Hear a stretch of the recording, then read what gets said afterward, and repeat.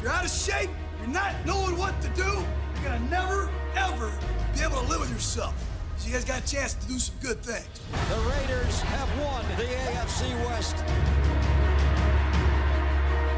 Those fans at Oakland, they're unlike any others. And I get emotional thinking about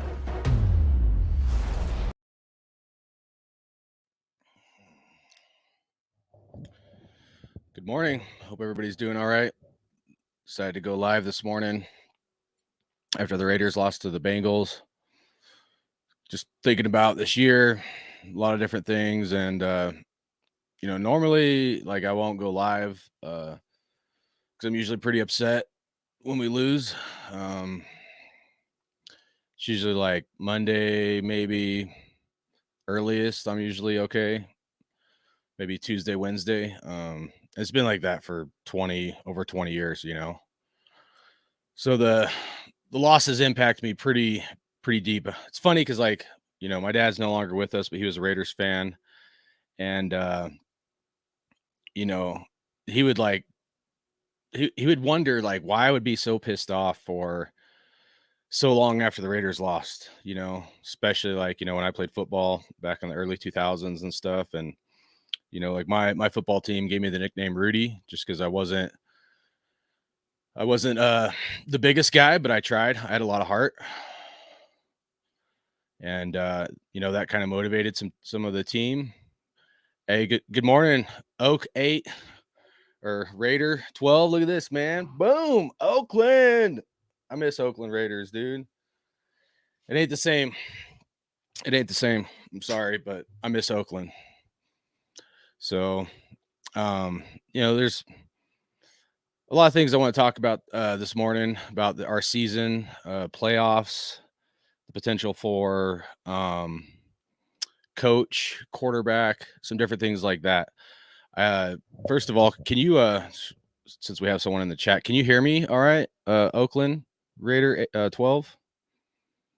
I'll wait a minute, see if you can respond. I just want to make sure my mic's working all right. But it's been a tough year, last couple of years. I don't know.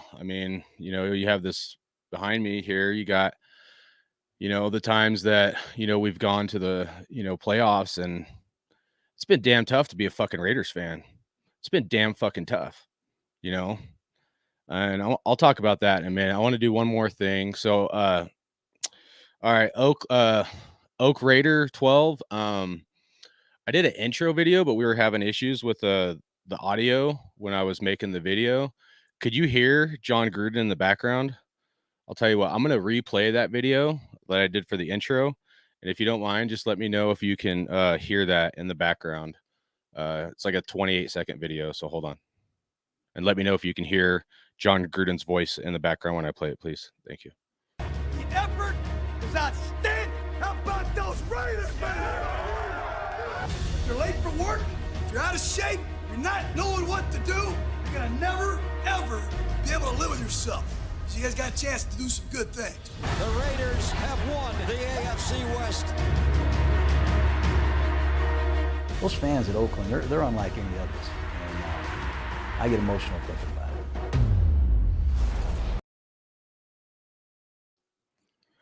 All right, I just replayed it. Could you hear that or no?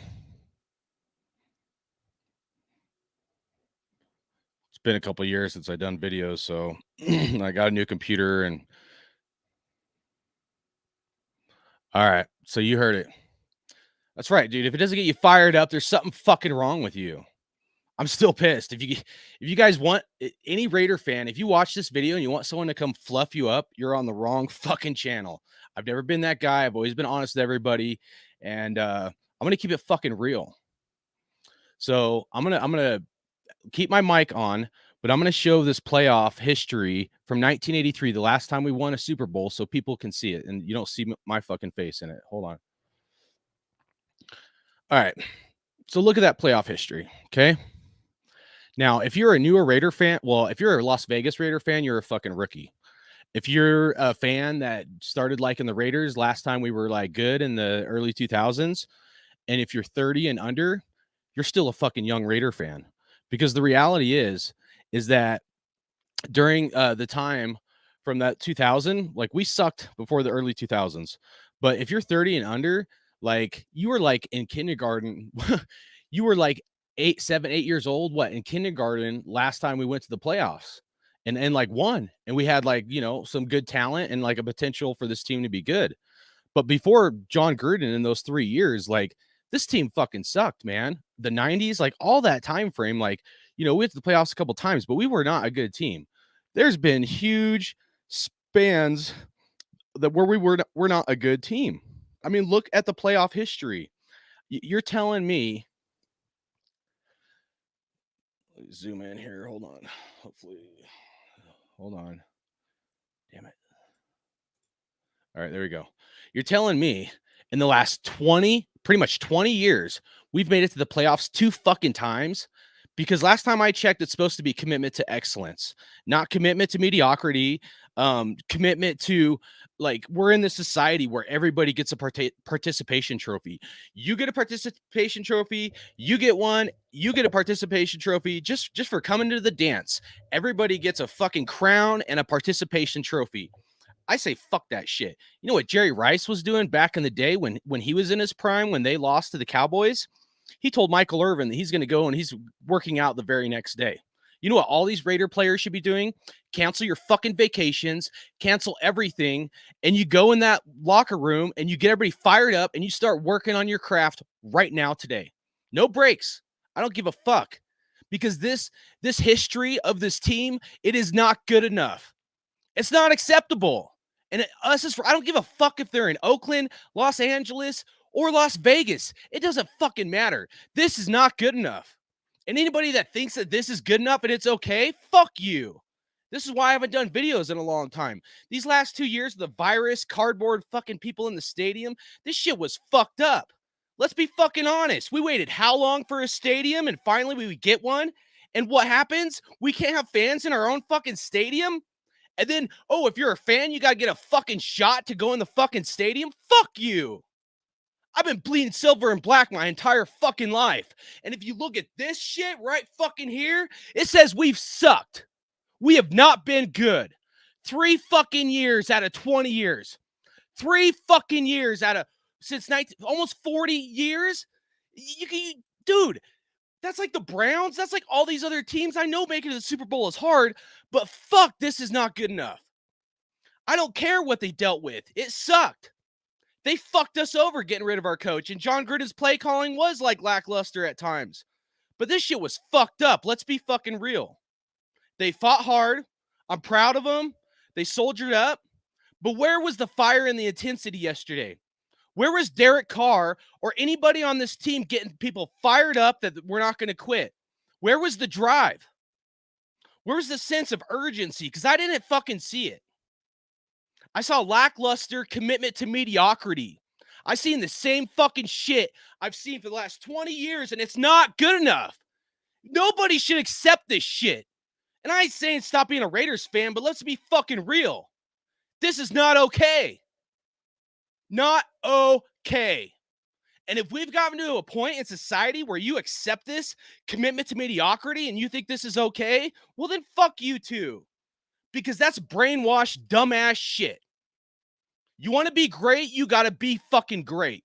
You want to be a piece of shit, then be a piece of shit, and everybody gets a participation trophy. You get one, everybody gets one, and you're making $25 million a year to be commitment to mediocrity. Fuck that shit. That is not okay. It's not, and nobody should accept it. Nobody should be going out there and accepting that this is okay. It's not okay. Not good enough. Yes, the job wasn't finished. It's still not finished, and it's not good enough. I don't care about Gruden. I don't care about Ruggs. I don't care about Arnett and blah, blah, blah. It wasn't good enough. We've had excuses every year for how many years? Excuses every year for how many years? Excuses every year for how many fucking years? Oh, on to the draft. Fuck you. This isn't good enough. Anybody that's bled silver and black and you're over 30 and you weren't a toddler last time Raiders went to the Super Bowl, you should know the pain. Just like people older than me before the early 2000s, they saw a point in time in history where the Raiders were good that I didn't get to experience. So I've only had a little tiny taste in my lifetime, and I'm almost 40 years old, where the Raiders were good for 3 years. 3 years. Other than that, we've sucked. We're the laughing stock of the NFL. The NFL always drops some dime shell news article to fuck us over and fuck with people's mental mindset right before the game. John Gruden, Khalil Mack, Derek Carr, this, everything. You think that shit's not by design? Fuck that. And I'm not going to be like happy about stuff, guys. I'm not. This season, they did good. I'm proud of the team, but it wasn't good enough. It was not good enough. We should not accept this. We should not accept this because what's the excuses this year? What's your excuses for next year? Excuses, excuses, excuses. What did Gruden say? The mafia hit on Gruden? I want better fucking execution. I want better fucking execution. Where was that drive? Where was that tenacity in our team? It wasn't there. And if you're lying to yourself and you say it was there, you're fucking lying. And I can't stand fake motherfuckers, dude. I can't. I don't care what you believe in life or whatever. If you're a fake ass motherfucker, I can't stand it. And I straight up won't even do videos because of this shit. Because it's like culture wide. Oh, I'm going to take away your constitution rights and you can't say this, you can't say that. Or you get cancel cultured? Fuck you. You can't go to the game unless you do this? Fuck you. Enough. When is people going to stand up? Because I've had a fuck enough of this bullshit, whether it's football or whatever else. They got everybody, you're so fucking fearful in your little fucking bubble. Fuck that shit. That's what our society has came to, where they've enticed so much fear where you can't be a man and stand on your 2 feet. Fuck that shit. They can try to cancel me. I don't give a fuck. I never did this shit for subs or fucking or whatever. And we were doing next level shit before anybody. And I got to the point doing the podcast for the Hardcore Raider Nation podcast 2 years ago where it was hard for me because I was going to keep it real and I was going to offend some other people that I respected, but I was going to give my take and we were going to have a conflict of interest. That was going to be it. And the whole point of this channel was to create unity. When this channel was created, we were moving from Oakland to Vegas, and there was so much hate from mainstream media to everything else that me and some other guys are like, hey, dude, let's create a positive channel. Everybody's got their own gigs, but like, let's unite together. We can talk about Raiders, and let's bring some positivity to the Raider Nation. That was our motivation. We don't get paid for this or nothing like that. And dude, I was spending 8 to 16 hours before a video to messaging people and trying to get schedules lined up, dude. And like now running a business, I just don't have time for it. And I really don't give a fuck what most people think. I mean, I'm an asshole, whatever. I don't fucking care, dude. Because at the end of the day, where I was at this season and last season, here's where I was at. Shut the fuck up and show me. Shut your fucking mouth and show me. I don't give a fuck about your meaningless words. I don't. Show me. Shut up and prove it. Shut up and prove it. And what happened? They proved some good positivity, some good things, but not good enough. Not good enough. Cancel your vacations. Cancel everything you had planned. Renfro and Derek Carr playing Fortnite for 10 days or a week straight if they won the Super Bowl. Fuck you. Go start working out. Let's get some meat on your bones, man. Put in the time. Put in the effort. And maybe they did this year. For whatever reason, it didn't work out. And the things that were against us, I mean, but at the same time, this isn't about participation trophies, man. This isn't. Would you see any participation trophies in here? Since 2002, look at that. 1983, we've gone to the playoffs 10 times. 10 times since 1983. That's 10%. 10% of the time we've gone to the play. Or no, it's 10 out of 40 years. It's like 25%. So it means we're losing 75% of the time. You're losing 75% of the time. That is terrible. And we should not accept this. I don't know. Well, I have some opinions about what this team should do, and we'll go over them. But dude, like 75% in the last 40 years that you have a losing record, that's terrible. That is not okay. And nobody should accept this. Whether you started out as a Los Angeles Raiders fan, you started out as an Oakland fan, or now Vegas, no, none of that is okay. And let's get in the chat here. Sorry, I'm fired up. I'm drinking some coffee. Hope you guys are too.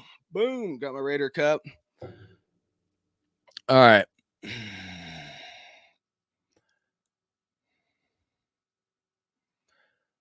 It is what it is. I knew the Raiders were playing us like a fiddle.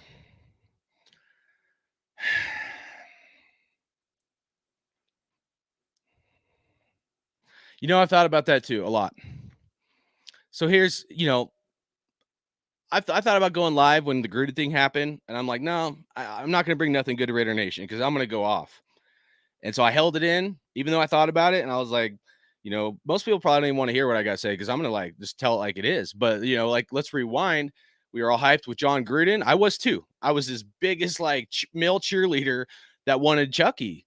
But what did Chucky do? And this is what none of the other podcasts, all these fake motherfuckers, they won't fucking tell you because they're just trying to get subs and cater to everybody, and they're not even being real, man. Mark Davis went out and got Chucky. What happened before that? A lot of Oakland fans were on the fence and probably not going to make the transition to Vegas. Let's be real, because I remember it like yesterday. And I was on the fence too, and Gruden came back and we were hyped up. We're like, dude, he's gonna get us some wins. We'll go to the playoffs before we leave Oakland. We'll leave Oakland the way we should, blah, blah, blah.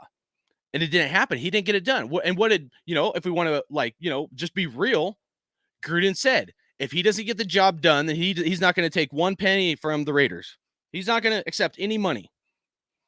And, his career ended short, but still, it wasn't good enough. He's hyped. He's motivated. The play calling was lackluster at times, but reeled a bunch of us in to stay Raider fans and to be excited for the Vegas move. We're all hyped up on cloud nine, but the reality is the production wasn't there.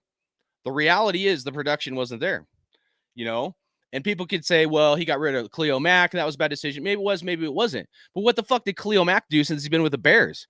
I mean, someone should look up in the chat, look up how many sacks Khalil Mack has since he went to the Bears and his contract. Did Khalil Mack earn his contract? In my opinion, no. He was hurt a couple years and stuff like that happens, but whatever. Did Khalil Mack earn his contract? A contract like that can cripple your team because you can't bring in other talent because your cap space is taking a big hit. So, but, we made the transition from, Oakland to Vegas, and, anybody that's watching, they don't want hardcore Raider fans that's going to be like, yeah, in your face. They want more like suit and tie people that can afford the executive suites. They don't want hardcore Raider fans, and not because my name is that, even though I am a hardcore Raider fan, but I'm just saying they don't want the mean, gritty, football fan. They want fluffy butterflies in Vegas, dude. And I'm not okay with that, because that's never what the Raiders were about. That's never what Al Davis was about. And now all of a sudden it's like, oh, we're too good for you in our suit and tie and our executive suites, and we don't really want you guys. They can pretend like they do all they want. Fuck that, dude. And fuck the NFL. They're terrible play callings. How many games have the Raiders got completely fucked? And I'm not trying to bitch and whine, but I'm just saying, how many games have we got fucked by the referees for years? From the Tuck game and just endless, dude. Endless, man. And yesterday with the whistle was the perfect example of that. That was terrible, man. And we still had it. We should have capitalized and we did have a chance to win the game, but still, dude, that call, that's unacceptable. I mean, who the fuck is running the show here? Is somebody making $1 million bets in Vegas and they want to profit off of us losing the fucking game, so they need to manipulate the refs? I don't know what the fucking is going on, but I can tell you this whole sports betting thing is out of fucking hand. And I think there's agendas in place, but whatever. We still had a chance to win the game, but from the red zone stuff, it wasn't good enough, man. The offensive line being terrible. I think the defense did okay. I mean, Bengals could easily have 30, 40 points had our defense not stepped up. So, all right, let's see what else people are saying. It's a clown world now, but bro, yeah, dude, it is. And that's why I won't even go on. You know, people that speak truth or whatever, they'll just clap your ass. That they cancel culture you, man. All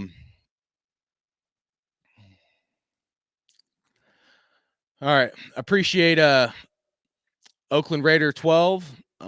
It is what it is. Appreciate you. Who else is in here? Ego Iaji. I don't know.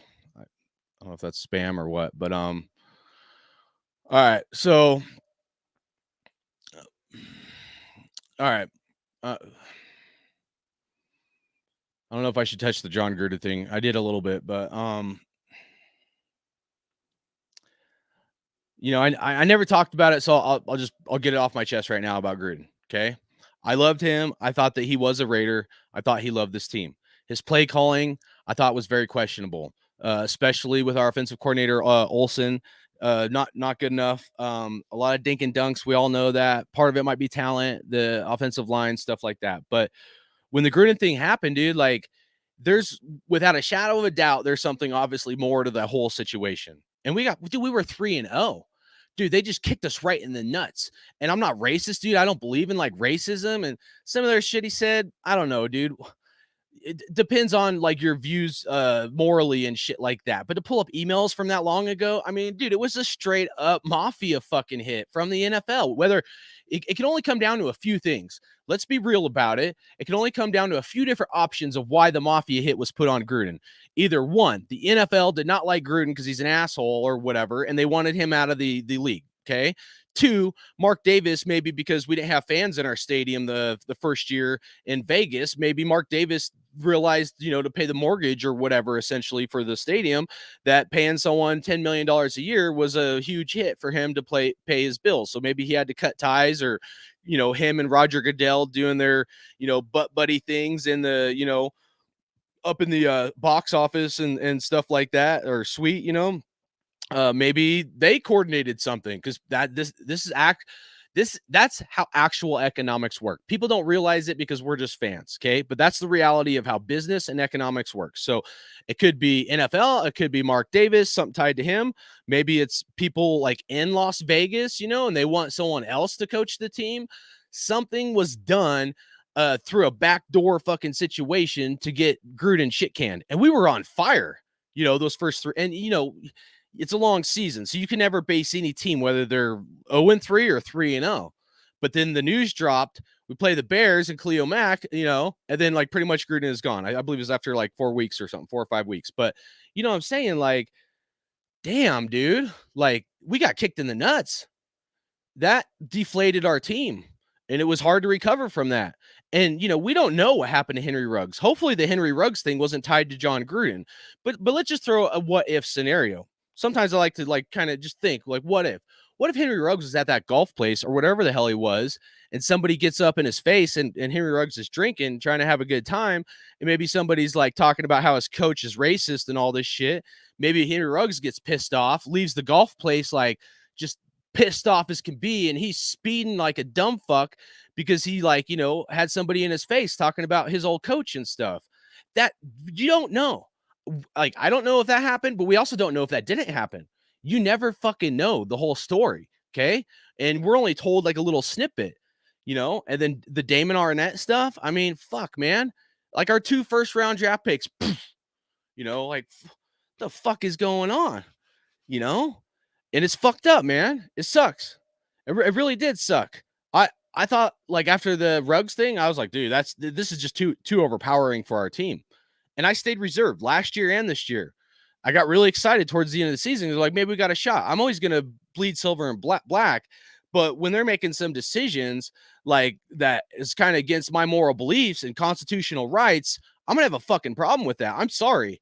Whether you're pro this or pro that, doesn't matter, dude. If something's against someone's constitutional rights, you have a right just to believe what you want to believe just as much as I have a right to believe what I want to believe, you know? And even though I'll always bleed silver and black, doesn't mean I always have to financially support them. I had the Sunday ticket for over 10 years, paying like $700-800 just to watch the Raiders every year. This is the first year I canceled it. Now, luckily, they played a lot of games, and other ones I just listened to. It was like maybe 2 or 3 I didn't get to watch, but other than that, like I was able to watch most of the games on like regular, you know, cable and shit. But like That's how strongly I believe about constitutional rights and shit. Like, because that's fucked up. It's not. There's no integrity in those decisions. That's unconstitutional. There's not. I'm sorry. There's not. So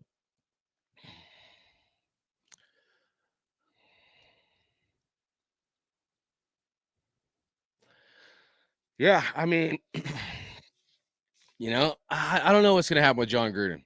The interesting thing to me when it all happened is like Carr was like, "Hey, I saw Gruden walk in. He lives close to me, and Gruden told me I have a game I got to get ready for." So I think that helped Carr, and we saw a lot of progression in Carr. But there's a flip side to even though the progression that like we needed to talk about. So before we get into the Carr thing and like should we clean house and whatever, like let's just kind of go over the game and like this season and like areas where like we're extremely inefficient, and that needs like a lot of work. The O-line, absolutely terrible. They did good at times. They kind of grew later in the season, but like yesterday and stuff, man, like it's like there's not a sense of urgency. And whether that's offensive coaching, or the players, I mean, I don't know. All I know is the offensive line was terrible and it wasn't good enough, and Carr needs a lot of time. But, the flip side to it is Carr is staring down his wide receivers too much. He's too like zoned in to one receiver, what he needs to do is look, and it's been 8 years. If he's not doing it at this point, what the fuck, man? He should look at another receiver, pump it, and then boom, like hit your target. And I know it's hard to see the whole field and stuff, but damn, dude, he's too locked in, too focused to one receiver. And like the the strip sack and stuff like that, man. Shit, dude. Like, he's kind of a sit and duck at times. Times in the season, I've also seen him be a little more mobile, and that helped out. But shit, man. Wide receivers, we need a number, at least one like number one wide receiver. We got to get some talent, dude, in the wide receiver, like drop catches and stuff from Waller. Trying to remember who else, but some of them weren't the best throws either. Like, like if the ball's like this high from the ground, you can't necessarily expect them to catch some of that shit. So, there's a good portion there's a lot of blame to go spread around. And if you're a real Raider fan, you should at least be able to be honest to the point with some integrity to hit the nail on the head, and let's not beat around the bush so we please our viewers, dude. No, that's not okay. It's not good enough. Not good enough. That's what I'm gonna say all off season long. Not good enough. I'm not excited about the draft in Vegas. Let's go get drunk and party. Who fucking cares? Who cares about, now we got a Vegas stadium. Now they want us. Now they like us, Now the NFL wants the Pro Bowl in Vegas. Oh, now the NFL wants the playoffs, or not the playoffs, but the draft in Vegas. No, fuck that. That was never what the Raiders were about. Oh, now you get extra revenue and you scratch our back, we'll scratch yours, and maybe we'll have the refs throw some calls your way too. We'll help you out, go fuck you, man. So it's messed up, man. It's really messed up. Like all the holding calls yesterday and stuff, like that was terrible. If that doesn't fire you up, whether one, it's bad reffing, or two, the offensive line just sucks, doesn't fucking matter, dude. That shit was terrible. That's what this team has done the last 20 years. You know how many like penalties, like how many calls? Like I remember in the mid 2000s, we'd be like 3rd and 15 because of a stupid penalty or whatever, and then boom, first down. We're all excited. We're like, yeah, and then oh shit, there's a flag on the field. Oh, now it's 3rd and 25. You know how many times I've seen that scenario? Or it was 3rd and 3, and now it's like 3rd and 13 because of holding penalty. Dude, it's been almost my entire life. I shit you not. To the point where when the Raiders get a first down or a big play, I'm more reserved. I'm like, look for the flag first before you get excited. Because every time you get excited, the NFL just fucking kicks you in the nuts and takes it away. And that's tough, man. It's been tough to be a Raiders fan. Very few fans can even compare to us. Fuck the Bengals, dude. The Bengals have gone to the playoffs 5 or 6 times since 2005. And they've had talent. They had Carson Palmer. They had Chad Johnson. They had Andy Dalton or whatever. He was okay. Maybe not great. They had AJ Green. AJ Green, wide receiver, they've had talent to do some things. We like name that number one receiver we had, Amari Cooper. Dude, that dude was, before he was even traded, that dude was quitting at the end of games. You could see his lackluster kind of jogging back, missing some catches, and like he didn't even fucking care. Amari Pooper is what I called him. Didn't even want to be a Raider. Oh, who else? I don't know. Oh, Seth Roberts. I mean, he did okay, but he wasn't number one. He was like a slot wide receiver. I mean, dude, Crabtree, he did okay, but he was kind of towards the end. And, I mean, you look at it like we did not have the talent is part of it, but another part of it is it just wasn't good enough.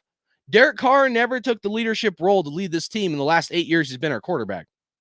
Derek Carr has never taken the real leadership, because that's been my main problem until maybe this year. But look what it took for this year for him to step up to the plate. It took losing your coach. It took Henry Ruggs leaving. And then it took, Damon Arnett. Like, he had to get kicked in the nuts like 3-4 times for him to finally step up to the plate and like almost like be like an asshole and kind of numb to it to lead the team. What the fuck? Why would it take that much for you to dig deep, man? Like, it should not. It should not. And we've paid him what? So you guys want to get into that? You want to get into that? All right, I'll show you. Let me switch this here, because it's important. It's whether I'm right or wrong, it doesn't matter. Honestly, it doesn't. I'm going to take myself off. I'll still be here, but just so you can see the mic. I'm going to show you all the quarterbacks, what they're making per year right here, because this is important.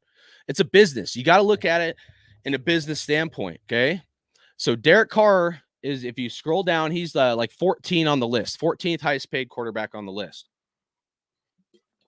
Before Derek Carr, you have Matt Stafford, Jimmy Garoppolo, Ryan Tannehill, Matt Ryan, Carson Wentz, Kirk Cousins, Aaron Rodgers, Jared Goff, Russell Wilson, Deshaun Jackson, Dak Prescott, Josh Allen, and Patrick Mahomes.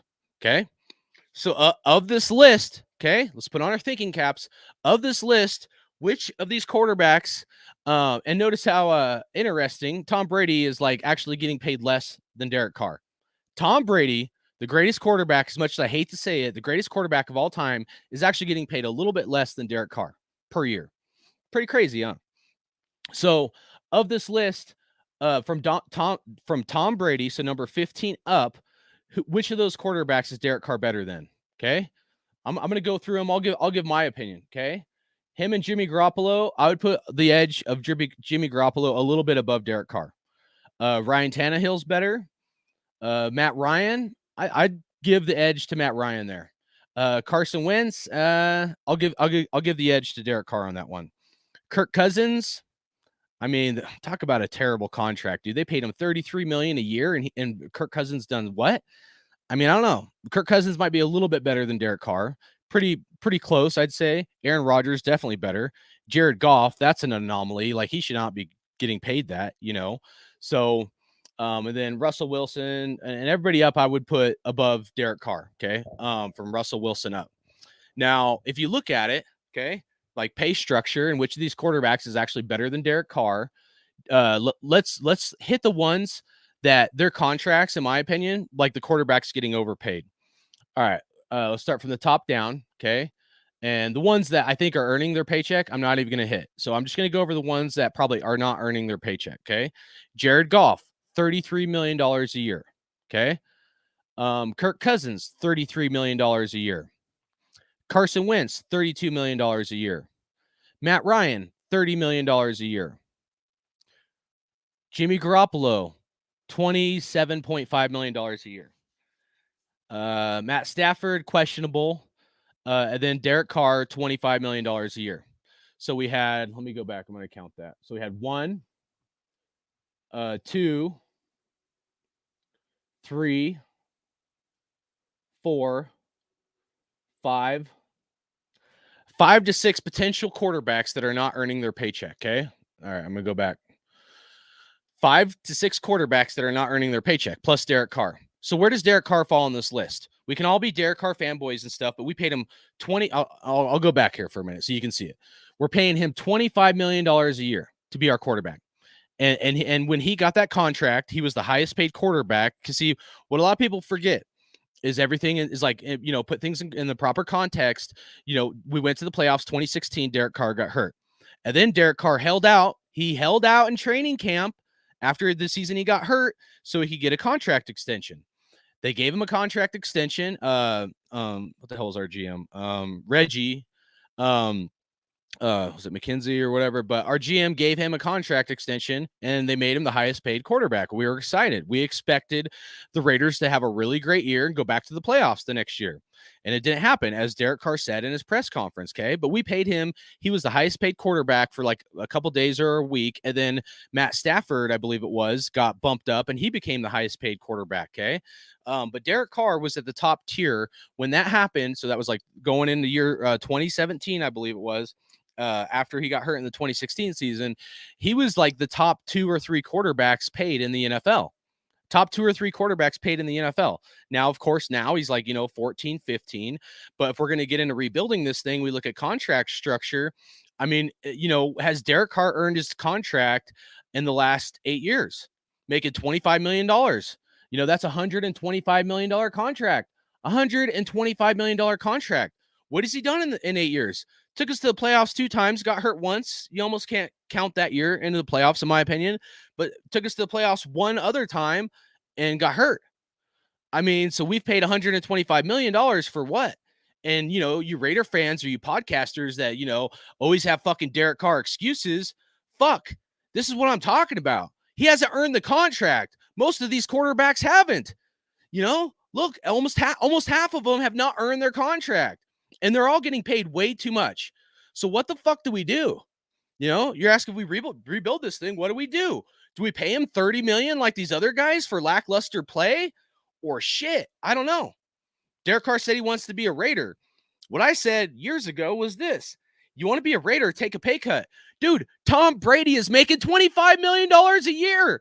Ben Roethlisberger, look at that. Below Derek Carr. Right? Oh, somewhere in there. Ben Roethlisberger, $14 million a year. So you're going to pay him double what Ben Roethlisberger was making? And I know Ben's older or whatever, but you're going to pay him double and then you can't bring in the talent that you need for your team and you're going to cripple your team because you're overpaying your quarterback? What the fuck, man? I mean, most of these guys should not, a lot of guys in the NFL, most of these guys should not be making this kind of money. They're not producing shit. They're way over fucking paid. All of them. And they hold out and then they put their team on fucking like blast and then you're fucked. So you're going to pay him $30, $35, $40 million a year. And then who are you going to bring in then? You got all these rookies you got to sign, everything else. I don't know. And at this point, I'm kind of neutral on Carr this year. But the years past, I thought you get rid of him. Here's what I would say if you want to keep Carr. You give him a contract offer. You pay him $17 million a year. That's still fair. You say, I'm going to pay you 17, not a cent over per year. If you go to the playoffs, maybe have some bonus structure stuff in there or whatever. But like you earn your paycheck and we're going to take the remaining 15 million that we would have paid you and we're going to bring you some talent to make you better. Because if you look at the talent in the NFL, where is Carr? Is he top 5 at times? But he's too inconsistent. He's like 10 to 15 in my opinion. So like, lower his pay. If he wants to be a Raider, make him take a pay cut and make him prove it. Like, what does the Bible say? Know them by their fruit. So if he wants to be a Raider, know them by their fruit that he's willing to take a pay cut and take one for the team. Just like Tom Brady has done, Peyton Manning did, Ben Roethlisberger. You take a lower pay so you can bring in some of that talent to help your team. That's what you got to do to be a team player. Or you hold out and you're like, well, you got to pay me $35 million a year like all these other clowns. And most of those guys aren't even earning their paychecks. That's just ridiculous, man. So what? Let's go pay him $30 million a year. I do not want that. I don't. I'd rather spend 5 to 10 or 15 million on 1 to 3 all-star players for the team. So then we get into coaching and what's going to happen with coaching. Now, the reality is you bring in a new coach, it's going to suck to some degree because you bring in a new coach, he's going to tear the whole thing down and want to rebuild it. So now you got another 2 to 3 to 4 years transition of tearing down a team and rebuilding it.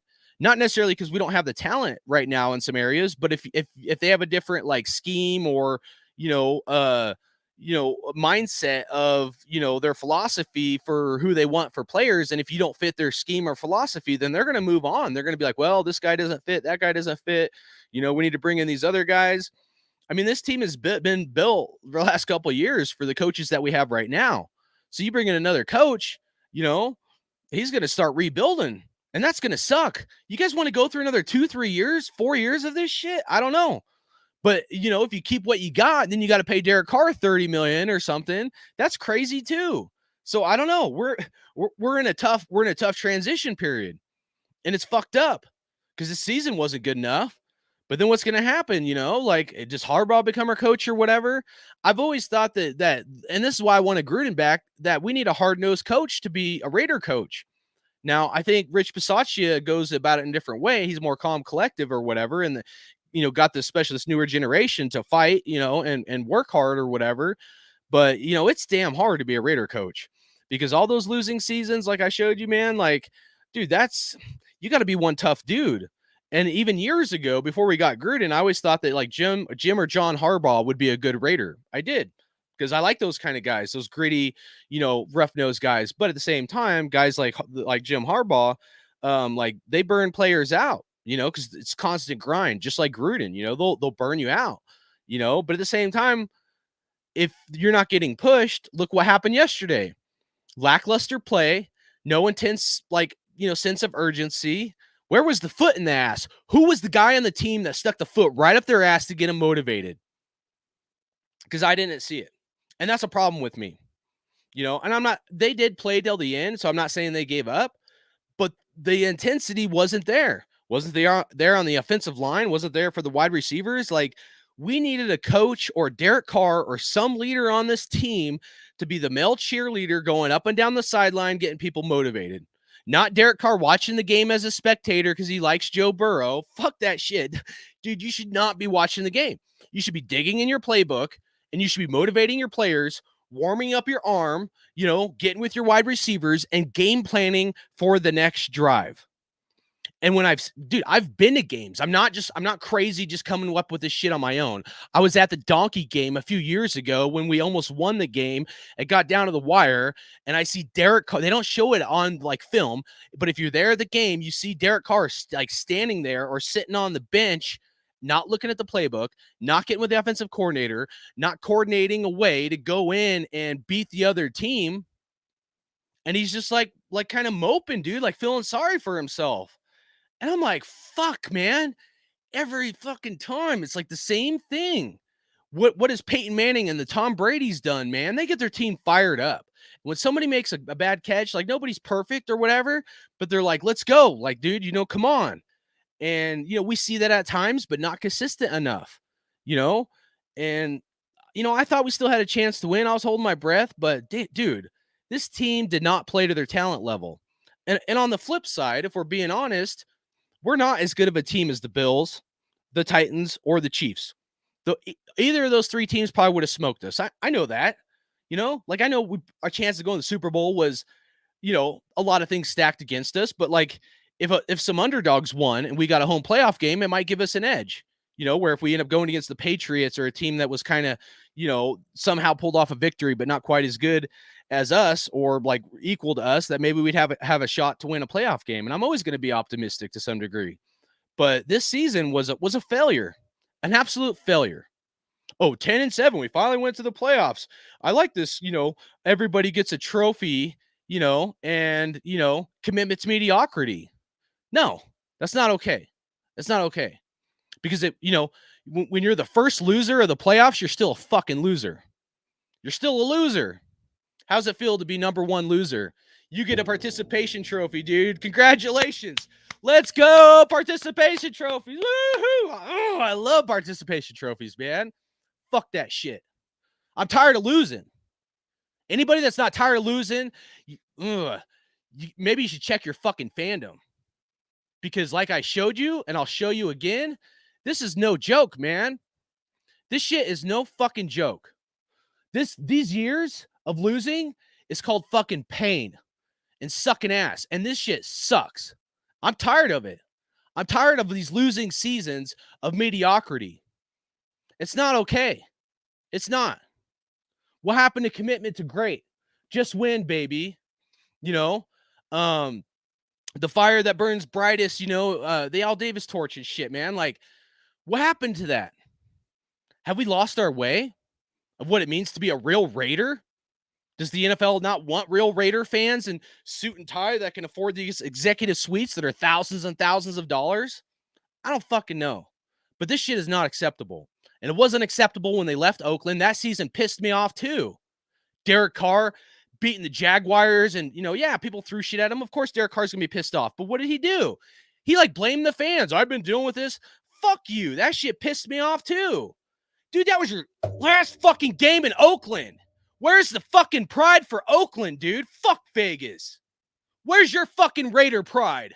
Because Oakland has fucking bled for this team. Every Oakland Raider fan has been here through fucking everything. And they got shit on, and that is not fucking okay. It's not okay. It hurts me because I was there fucking too. Pisses me off.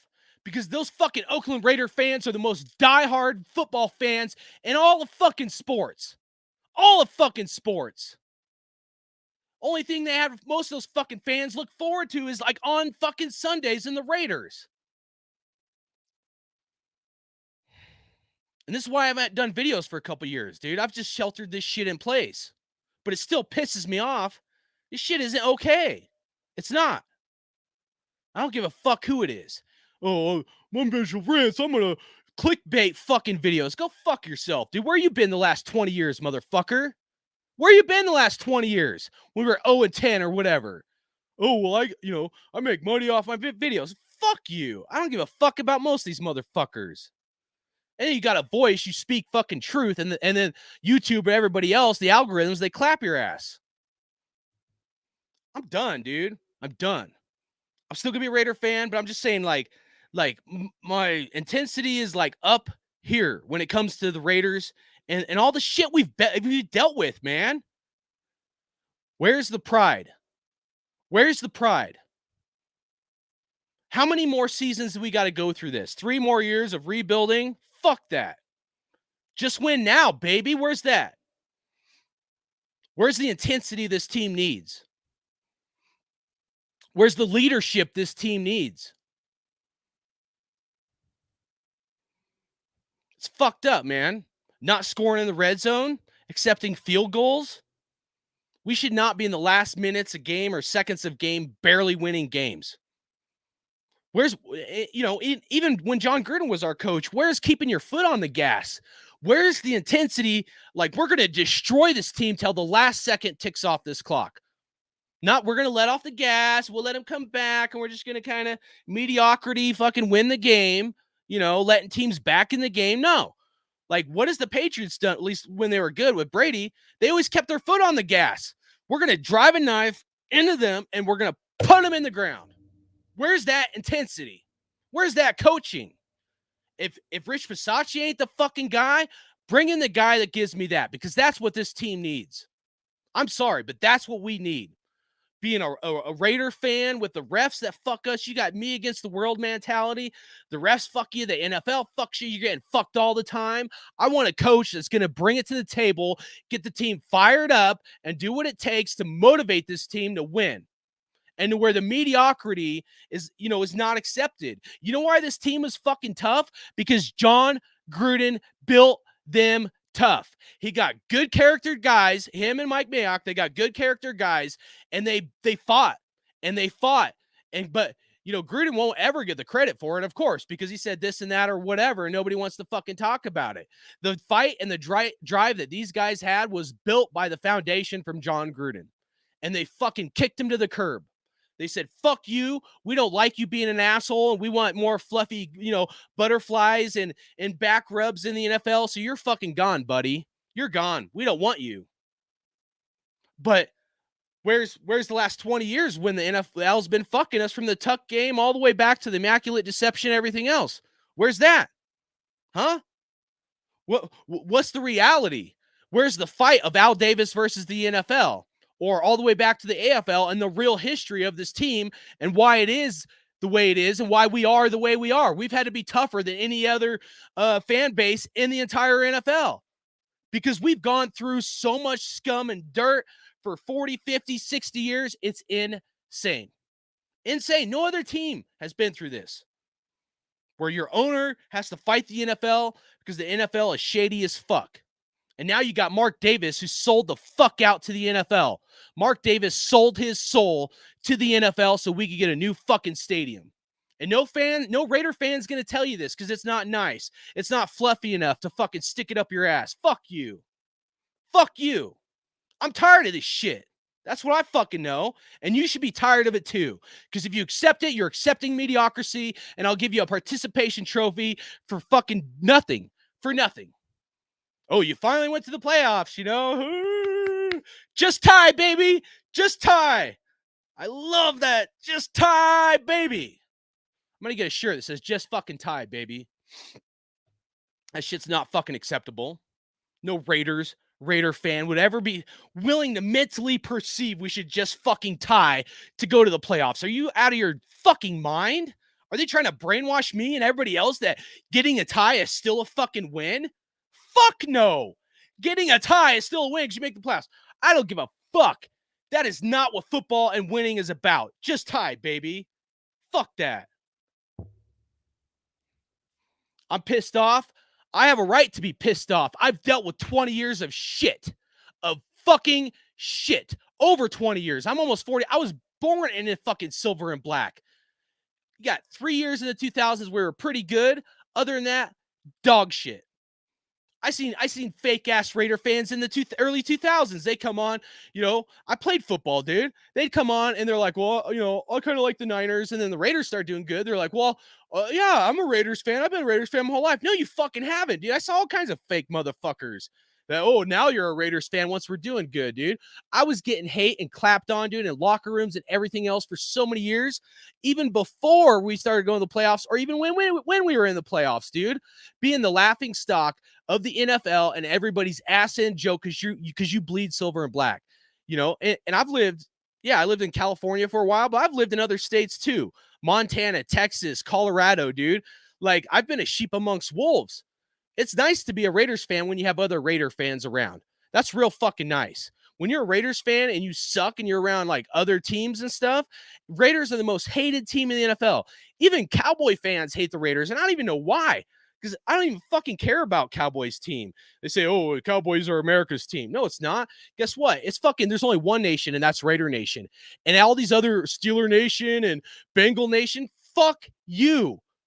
Copied our fucking slogan. Raiders were the first ones. I've looked it up. Steeler Nation, all that fucking bullshit is fucking bullshit, man. And it pisses me off when all these people go on TV and the something nation, this nation, Houston nation. No, it was always Raider fucking Nation. And they stole our slogan. They stole our slogan, dude. Like, how the fuck does that even happen?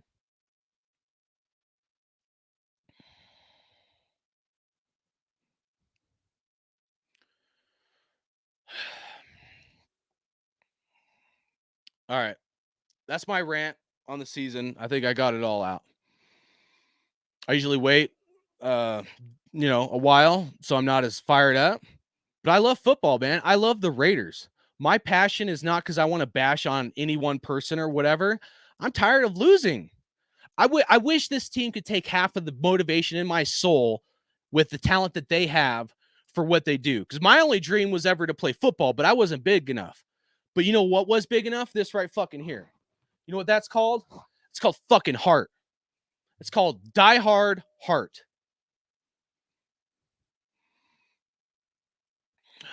All right. Raider Rocha, man. What's up? Gabriel Ritchie, man. What's up, brother? He said, I'm pissed too. Or here, I'll just put it on there. I think, let's see. All right. And then I'll read it. All right. I'm pissed too. I'm pissed off at DC. Threw it to Zay when he wasn't even in the end zone. We have a 6'6" tight end. What, he can't catch a high ball? Pissed about the play calling, bad play calling. Yeah, me too, man. And he hit that. I mean, Derek Carr threw it and he hit the Bengals guy like in the helmet. I don't know, man. Oh, it's so frustrating. I mean, as bad as it sucks, we like, because especially because the Bills won. This is why I wanted like the Patriots and the Steelers to win, because I knew if we faced the Titans, the Chiefs, or Titans, Chiefs, or Bills, that was going to be a tough game. Especially those would all be road games, because they all had better records, higher in the playoff structure. But yeah, dude, it was extremely disappointing this whole season, man. Like, we started on fire with Ruggs and Carr, and like some of the play calling was better. And it just crumbled, man. Another season of just crumble. And and they fought back hard. It showed their character, that they had some good character guys, but dude, that's tough. It's damn tough, dude. Really pisses me off. Really upset. I didn't sleep for shit last night because, really pissed me off. All right. Anything you guys want to talk about, put it up in here, and then talk about it before we get out of here. And anything at all. I don't care. You guys put on there and we'll see. So it is what it is. Says, didn't we steal the shield from the chokers? Not sure on that, honestly. I need like Dave. He'd probably know that. Raider Roach just said, do we keep DC or let him go? Dude, my thing on DC is like what I said, dude. You probably weren't here, but let's revisit it again real quick. So let's switch my background. All right. So this is like the highest paid quarterbacks. Derek Carr is like number 14. All right. I'm gonna take my face off here again real quick. All right. Derek Carr is 14, making $25 million a year. And then you can see the other quarterbacks up there. I personally don't think we should pay Carr that much or even more money. I think we should pay him like 17 million, 17. And 2 years ago, I was saying we should only pay Carr like 15 to 17. I'll bump it up because inflation, whatever, so try to be a little more fair. But, I think we should offer him a contract between 17 to 20 million a year, but no more than that. Like, that's max. If Carr wanted to be really friendly, 15 to 17 million kind of thing. So we give him a little bit of pay cut, but that's going to help us bring in the talent for the team, And so, if you do that and you don't pay him 30 million a year, it can help your team get in some talent that you need.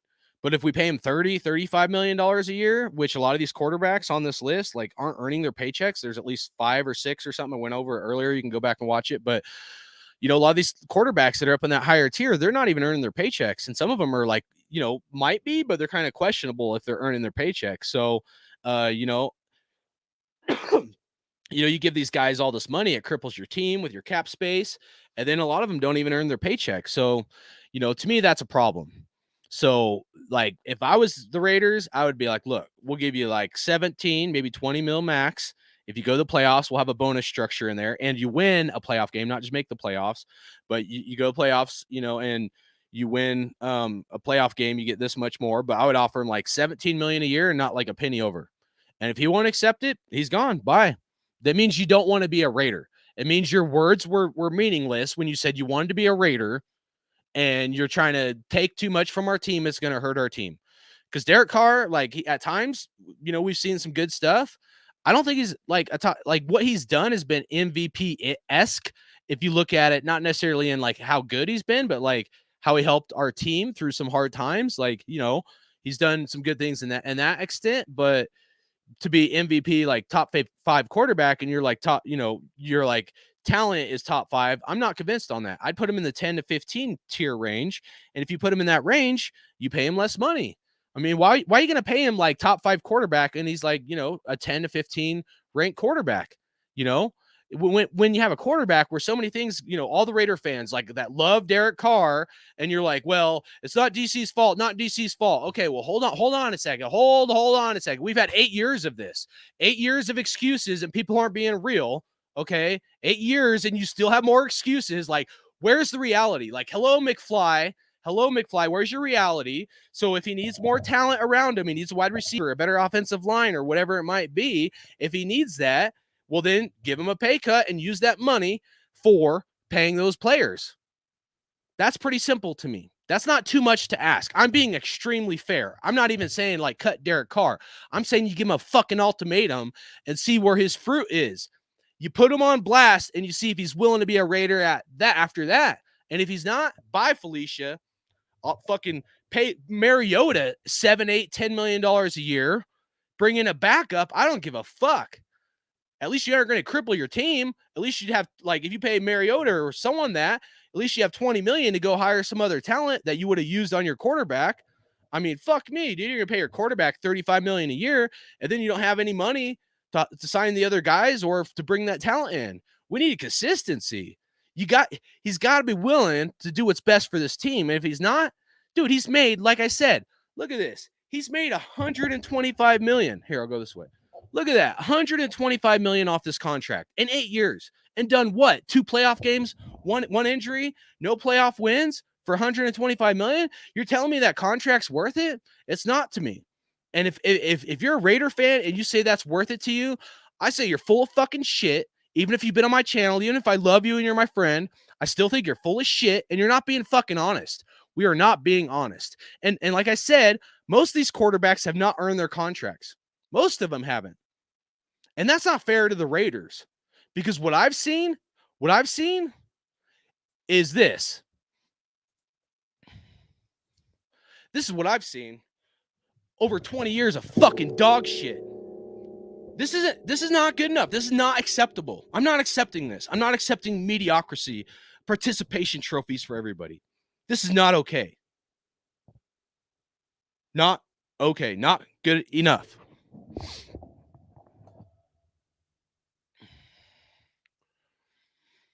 All right, let's see who else. That was about DC.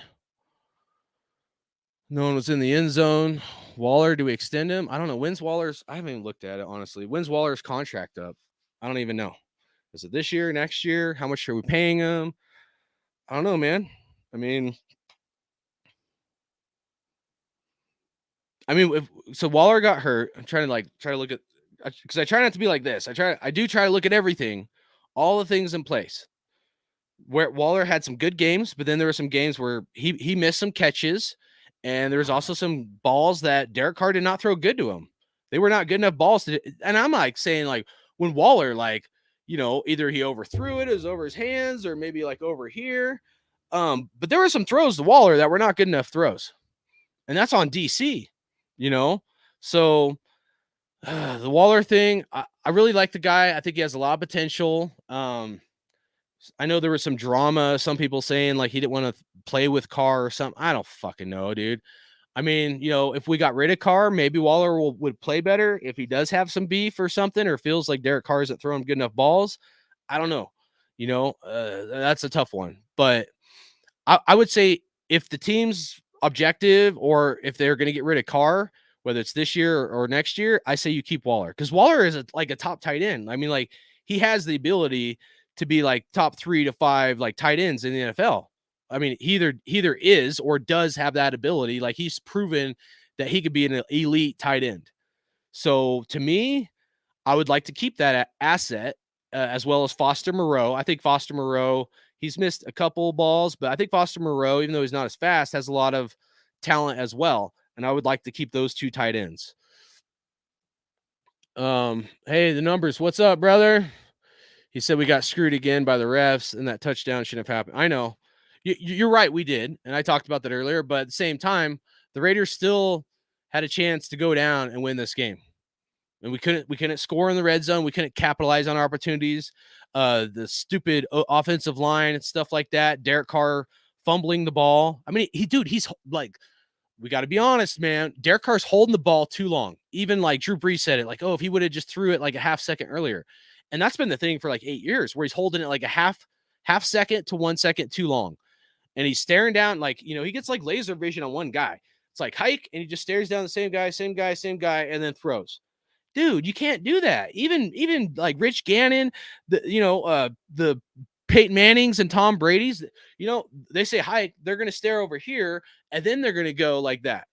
You know, even when we did like Hard Knocks or whatever it was, and like Peyton Manning was there talking to Derek Carr. I don't know if you guys like watched that video or if you've seen that, but Peyton Manning was like trying to help Derek Carr and school him, you know, And Derek Carr was just like, yeah, yeah, yeah. And like kept like kind of talking over Peyton Manning instead of shut the fuck up. I know you're excited it's Peyton Manning, but how about you listen to what this guy is telling you? How about you shut your fucking mouth and you listen to what Peyton Manning is telling you? You know, Peyton Manning was one of the best audible like quarterbacks in the NFL.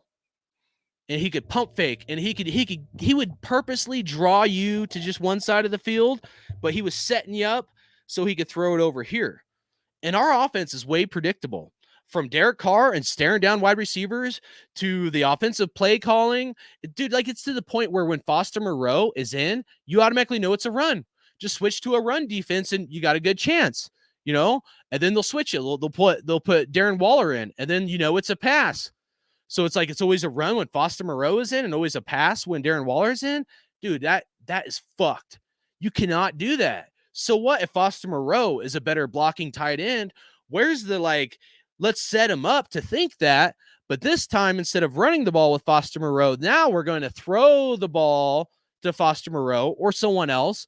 We'll fake the run, but we're actually going to pass it. Or vice versa. How about when Darren Waller's on the field, we run the ball instead of pass it and get the defense off their, whatever they're scheming for. But we don't do that. It's always like this is why the Chiefs defense is laughing at us. I always forget the damn dudes' names, but the honey badger guy for the Chiefs that was laughing at us and shit. Dude, this is why. Because they can read our defense and our offense, their defense can read our offense and they automatically know what we're going to do because we're too predictable. Now, whether that's Greg Olsen or previously John Gruden or Derek Carr, I don't know. Maybe it's a little bit of everything, but at the end of the day, like, Derek Carr is still staring down wide receivers from the time he hikes the ball.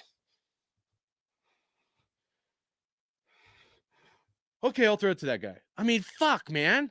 You can't, dude, that's like rookie. Oh, we're good. Why can't even our pre-snap shit? Why can't we say something besides we're good? I mean, Oscar Mayer Wiener. I mean, lightning bolt, fucking lighter. How come you can't use something else other than we're good before a play call? We're good. I don't know. It blows my mind, When Peyton Manning would say Omaha, I know it meant different things at different times, but like the Omaha thing, I think that thing was a double-edged sword. Okay. I live in Donkeyville, a lot of Donkey fans around me, but before he would hike the ball, this is speculation, but Omaha, what does ha sound like? Ha, hut, hut. So when he would say Omaha, he could get defenses off because it sounds a lot like hut, down, set, hut, Omaha, and they hear the ha and they think hut. So that word was like, we're good. Is there anything in we're good sounds like hut? We're good. Hut. We're good. Huh. Nothing sounds close to hut and we're good. I mean, are we playing fucking kindergartner tag football? No. So we're good is not good enough. Some generic ass shit. All right, let's see what else people are saying. Anything you guys want to talk about, put in there, and I'll give you my opinion. Or you talked about it.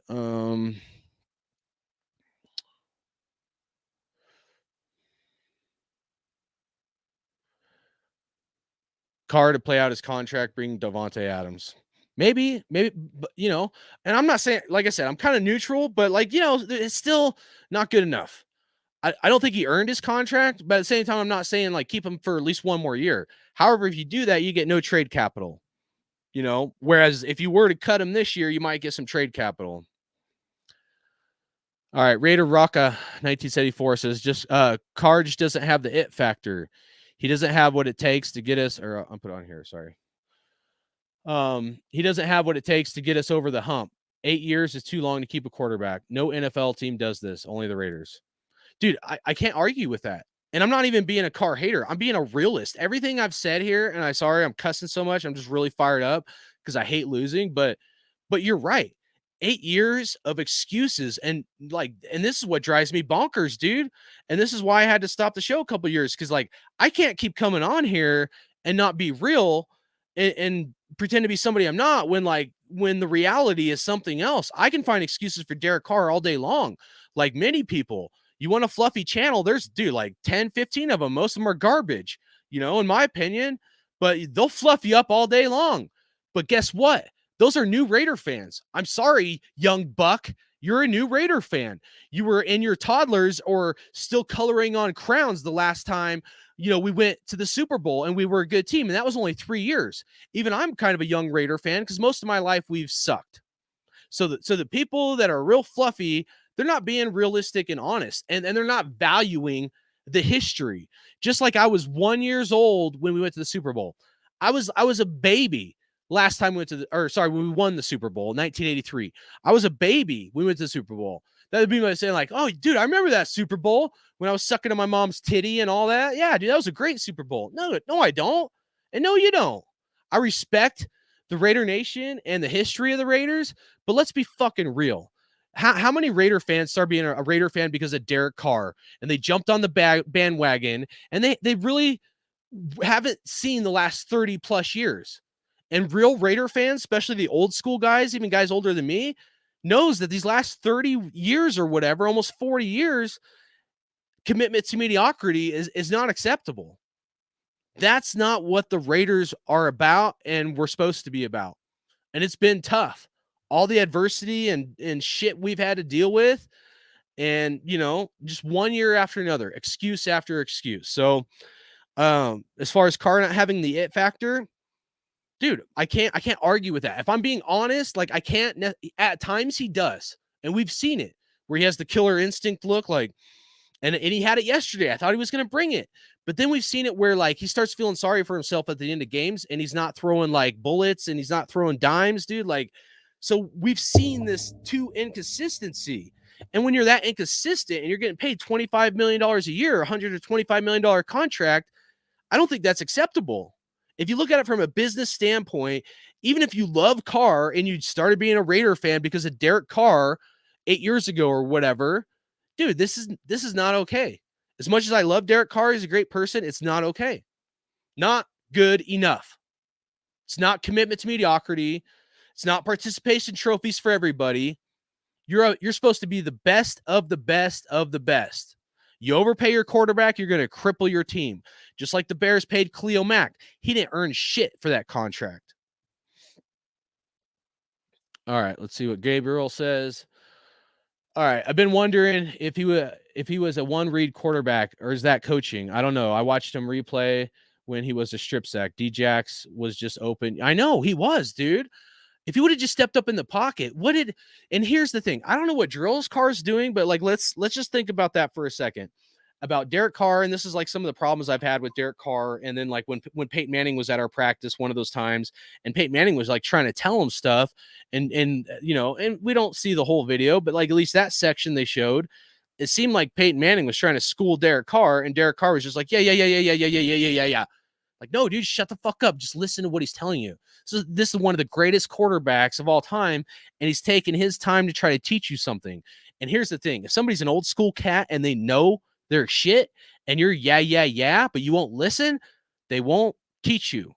They will not teach you what they know because you fucking already know everything. How is somebody going to learn something if they fucking already know everything? Everybody's a know-it-all that knows everything, but nobody wants to put in the work or actually fucking listen.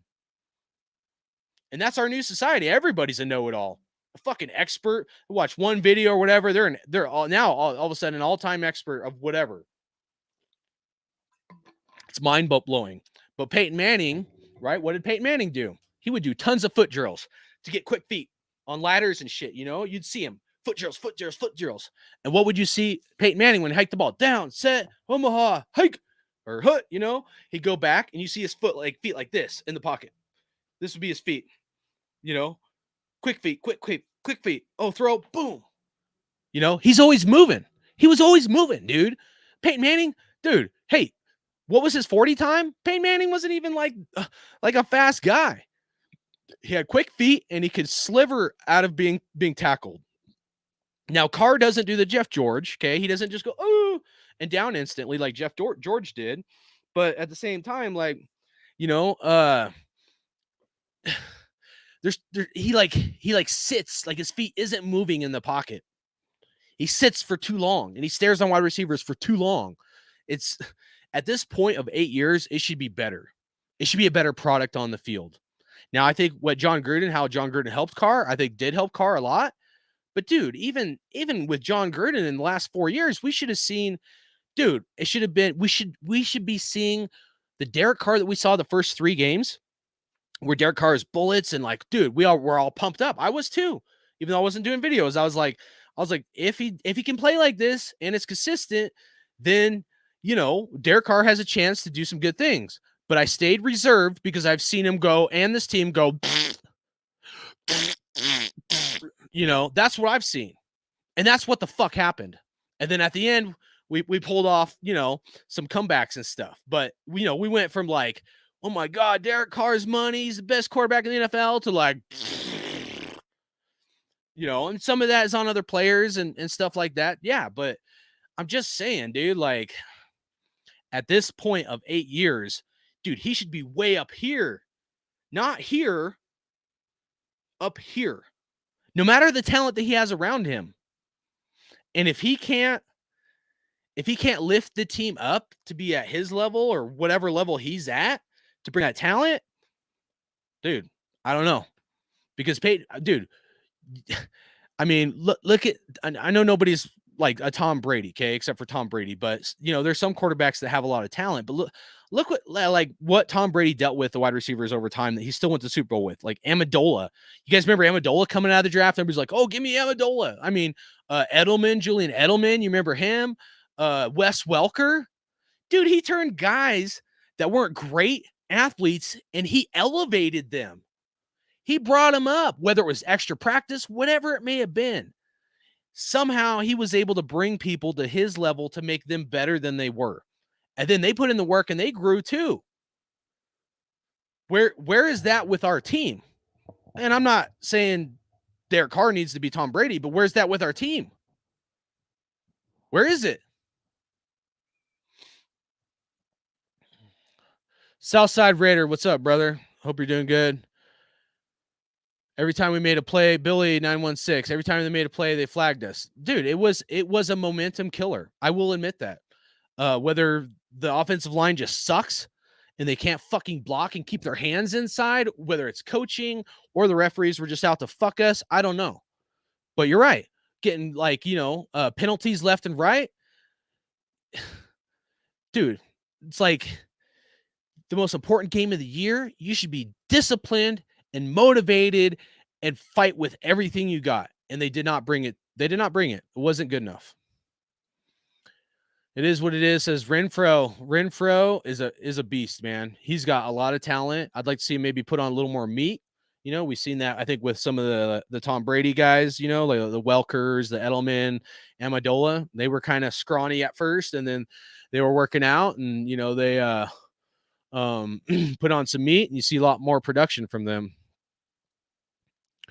The number said 38 without win at all. I don't know what that means, numbers. Sorry, dude. 38 without win at all. Raiders 7528. What's up, brother? All right. He said Carr should have been gone. I mean, I was saying that 3 years ago when I was really frustrated with Derek Carr. And I know, I got friends that are on complete different. That's one of the reasons why I'm probably doing the solo. But, I got friends that are on the other side of things. They really believe in Carr. And it's not like I'm necessarily giving up. I'm just saying he hasn't earned his contract. I'm just being real. He hasn't earned the contract. $125 million. If you don't earn your paycheck in any profession, you're gone. There's no participation trophies, even though a lot of fans are so brainwashed, they're going to give the Raiders a participation trophy this year. I'm extremely proud of this team and the fight that they gave, especially towards the end, and the tenacity that they fought with and some close games and stuff like that. That's a huge plus. That's something to build on moving forward. Okay. But, to keep a quarterback at this kind of pay and for too many ups and downs and not enough consistency, if we accept that, there's a problem there. And so if I look at it from that standpoint, I agree. Carr probably should have been gone 1 to 2 years ago. take a hit and then move on and use that capital that you would have used on your quarterback on somebody else. Instead of being a fanboy with Derek Carr's cock and balls in your fucking mouth, like think about it from a profession and what an extra 10 to 15 million dollars or 20 million dollars is going to do to your team if you have that kind of cap space hit from paying Derek Carr. It's cause and effect. It's not rocket science, dude. If you can take that 10, 15 or 20 million that you would have paid Derek Carr, or like if he takes I'm saying if he takes a pay cut, but like, if you take that money and you pay somebody else that money, well, then that helps your team. That's how you can bring in, guys that are more talented to help your quarterback. And if your quarterback doesn't have the talent, like a Tom Brady or Peyton Manning, you got to bring him in extra talent to help the team out. You got to. But then if your quarterback's like going to cripple your team, like, well, I'm going to hold out till you pay me $35 million a year.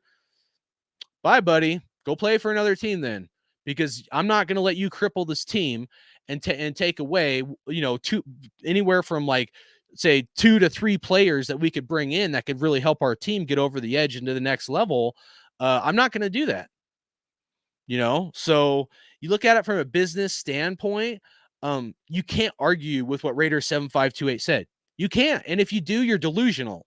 You need your fucking head checked, and you're being really delusional because you're not being fair of an honest opinion about risk, reward, and what you're getting versus what you buy. If you go buy a car, right, you're going to pay 20, 30, 40, depending on how much money you have, 1,000 for a car, 8,000, 5,000, doesn't matter the car. Whatever you invest to buy that car, no matter the price tag, you expect to get something in return for your investment. So you say you're going to go buy a brand new car off the lot, Tesla. I don't know what exactly they cost. Say it's 40, 50,000. You expect that car to work. You expect that vehicle that you bought with your money that's going to cost you 40, 50 grand, whatever, to work and not have problems. And if it has problems, the warranty should cover it, or when you bought it from them, they need to take care of that because you made an investment and you expect something back in return. That's called economics. I know it's hard for a lot of people to have that concept. If you buy a house, whether it's 100, 200, 500,000, whatever, wherever you live in the environment you live in, if you buy a house and you're going to spend X amount of dollars, you expect to get X in return. And if you don't get X in return on your investment, or something in return that the house is going to break down, or you're not going to have foundation issues that's going to cost you 20 grand. Yeah, a new foundation, or not new, but just a cracked foundation can easily cost you 15 to 20 grand. Oh, your roof starts leaking, there goes 8 to 15 grand. You know what I mean? Like maybe even more depending on the size house. You see what I'm saying? So like you buy something, you expect the roof not to leak. You expect the foundation to be structurally sound, so you don't got to go spend 15, 20 grand. So if you're going to pay X amount of dollars for a quarterback or whatever it might be, you expect something in return. And if you don't get that something in return, then you're going to have a problem with your investment. So the Raider fans that aren't being honest, investment on return. And we haven't gotten it. At times we have, but not enough consistency. So I can't argue with Raiders 7528. And I'm being honest. Most people, most Raider fans, they're just going to fluff it up for their viewers. They don't want to get hate, everything else. I don't give a shit. I get paid for this. Doesn't even fucking matter. I'll be real. There's too many fake ass motherfuckers out there. It is what it is. Says, if we get a first and a second for Carr, do we trade him? I mean, it's tough. I don't know. Depends on who you, okay. So, because you got like, okay, I'm always gonna weigh both sides of the coin. If you get rid of them, who you bringing in, or what option you gonna go with? You have to have that answer figured out. So before you figure out if you get a first or second round pick, do you automatically get rid of them? What's your backup plan? Are you in rebuild mode, or are you in a win now mode? Because that's a huge factor too.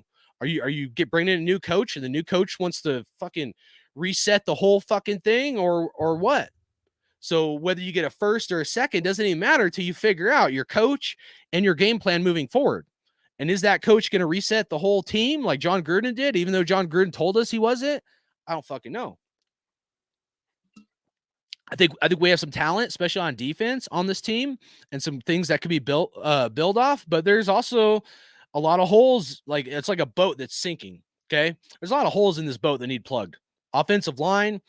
So if someone comes in and resets it, you almost can't necessarily blame them, from that standpoint. So if you have a good backup plan, whether it's like keep Mariota so you don't have to pay as much, draft a quarterback, or you just draft a quarterback, or you bring in, I don't know, Russell Wilson, you're going to pay him $35 million a year or whatever, and give up probably some draft capital, maybe some other stuff. I mean, that's like, Russell Wilson be like a win now kind of thing. But if you're going to make that kind of move for somebody big name, you better be prepared for that contract, signing other players, and all the other cause and effect things. Because, Russell Wilson's a much better quarterback than Derek Carr. Don't get me wrong. But you're still going to cripple your team that 15, 20 million that I talked about. So are you willing to cap your team and not have that extra 10, 15, 20 million to pay somebody else to bring in more talent? You can bring in Russell Wilson, but if you don't have an offensive line to block him and wide receivers, you almost wasting $30 million a year.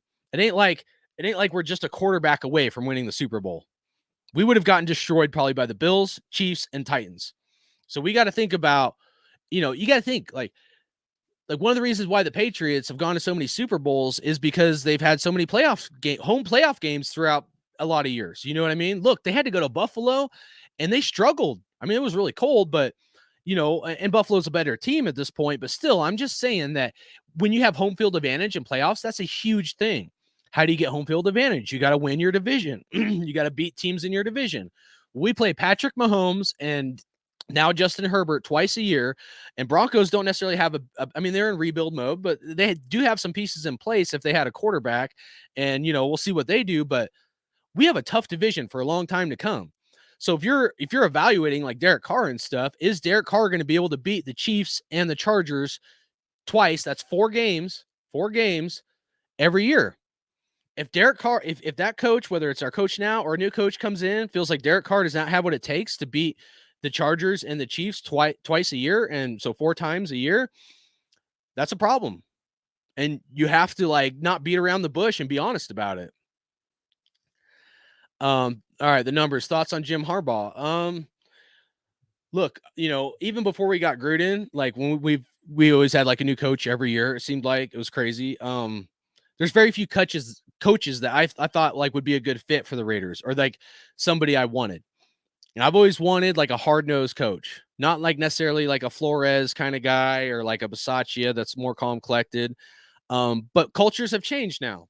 Now people like a more of a back rub, fluffy coach than a hard-nosed coach, and guys like Gruden and Harbaugh, I would say, is of that fold.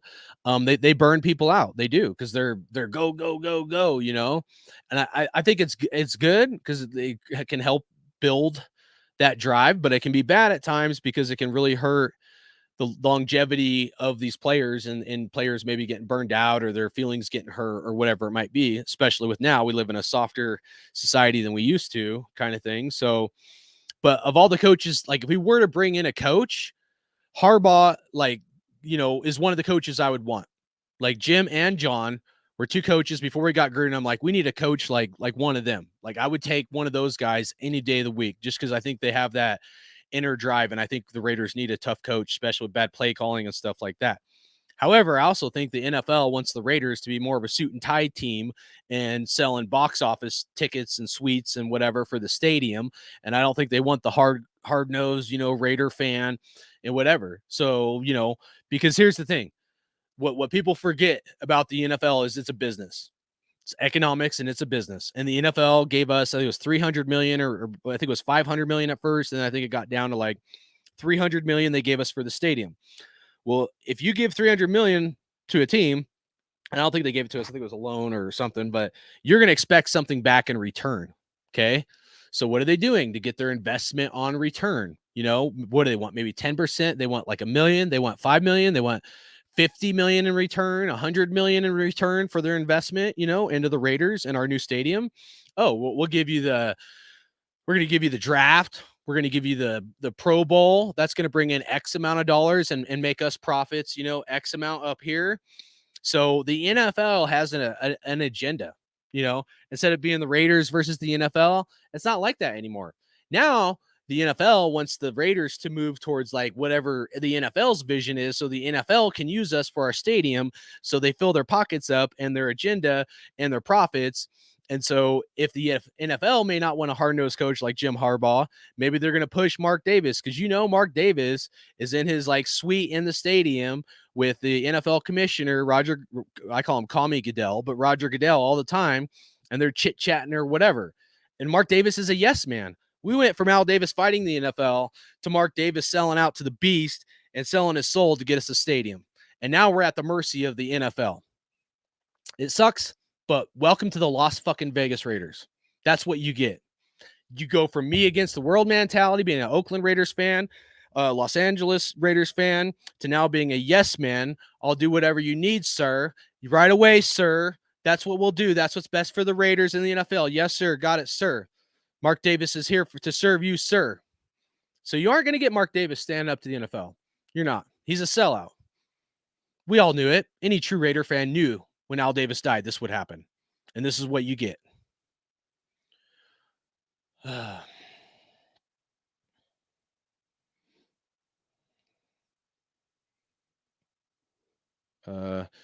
is what it is. I don't know what you're saying here. Well, I mean, can we win with Carr, you mean? I'm not sure.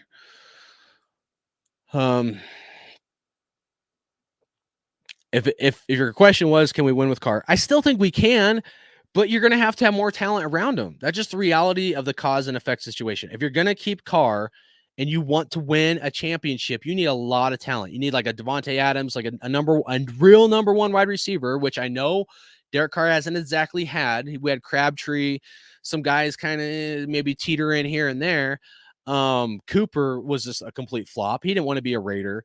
Let's be honest. He had some okay times, but there's other times where he just, it's just like he didn't even care. Like he didn't want to be a Raider, man. But we'd have to figure out a way to get Carr enough talent, and that's why I said take a pay cut. If he takes a pay cut, yeah, I'd say keep him.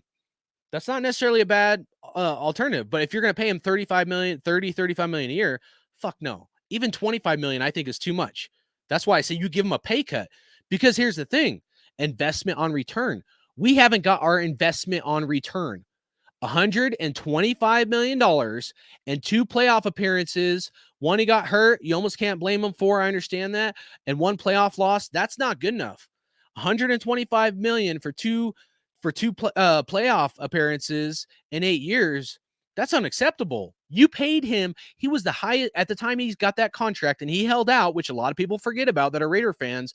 When he held out for that contract the year after he got hurt in the offseason, like he was the highest paid quarterback in the NFL. The highest paid quarterback in the NFL. And then like a week or a couple days later, then Matthew Stafford got bumped up right above Derek Carr. But literally for like 3, 4, or 5 years, he was top 5 paid quarterback in the NFL. He was top 5 paid quarterback in the NFL for mediocrity. And it was mediocre. And this isn't me being a Carr hater. It's right fucking here. Look at it. I'll take my face off. Look at how many times we've made the playoffs. Does that look like we're great? Is that commitment to excellence and just win, baby? Or is that commitment to mediocrity? That to me proves that it's not good enough. And people that have excuses will Carr this and he didn't have the talent, whatever. Dude, we've had 8 years. You've had 8 years. So you gotta take a step back from your fanboy, because I love him as a person. I think he's a great guy, and I think he could have done it. I've wanted him to do it. I've wanted him to prove me wrong these last 3 years. And I wasn't always a Carr, like people say Carr hater. No, I was the biggest Carr fanboy up until about 3 years ago when I felt like he didn't have the leadership qualities. And we've seen it towards the end of the season, him step up to the plate. But look what it took. Took coach being gone. Okay. It took Henry Ruggs in that situation and Damon Arnett. He was forced to have to step up to the plate, but it shouldn't have taken that. He should have done that 2, 3 years, 4 or 5 years ago, man.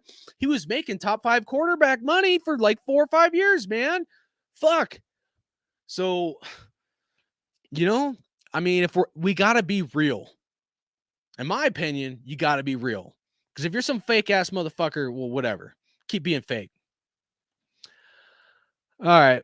Numbers said we're gonna have a tougher schedule this year. I haven't even looked at the schedule. I don't even know, and I don't even want to. I'm not even looking to next year. I mean, like we're kind of talking about it, but I want to look at next year. I'm still pissed off, dude. Like, why have we gotten to so complacent as Raiders fans where we're just like, oh, on the playoffs and on to next year, and well, the draft in Vegas, man. They're like dangling the carrot in front of your face, and you're just like, how can I get it? How can I get it? I'm a good boy. Fuck me, man. I mean, that sounds pretty vulgar, but fuck. I'm tired of this shit. Everybody, if you're a Raider fan, should be tired of this. This is not okay. Raider 7528. Carr is an average QB that who needs everything around him to be successful. Dude, as we've talked about for a while, you're 100% correct. You need a lot of things around him for him to shine and be really good. You do. You need him.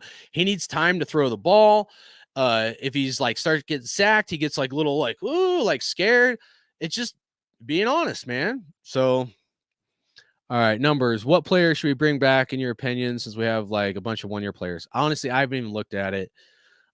This year I was just kind of reserved, man. That's why I didn't do videos. I was just at a point going into the season because I was really pissed off going into Vegas, not having fans, and then this year all the stuff that happened, and then them forcing, going against our constitutional rights for you have to do this, you can't get into a game. I had a huge problem with that morally, not just like people need to believe what I believe, but just the reality of like if you believe something, well then you be you, but don't let your beliefs like affect me where I have to do something because I have different beliefs.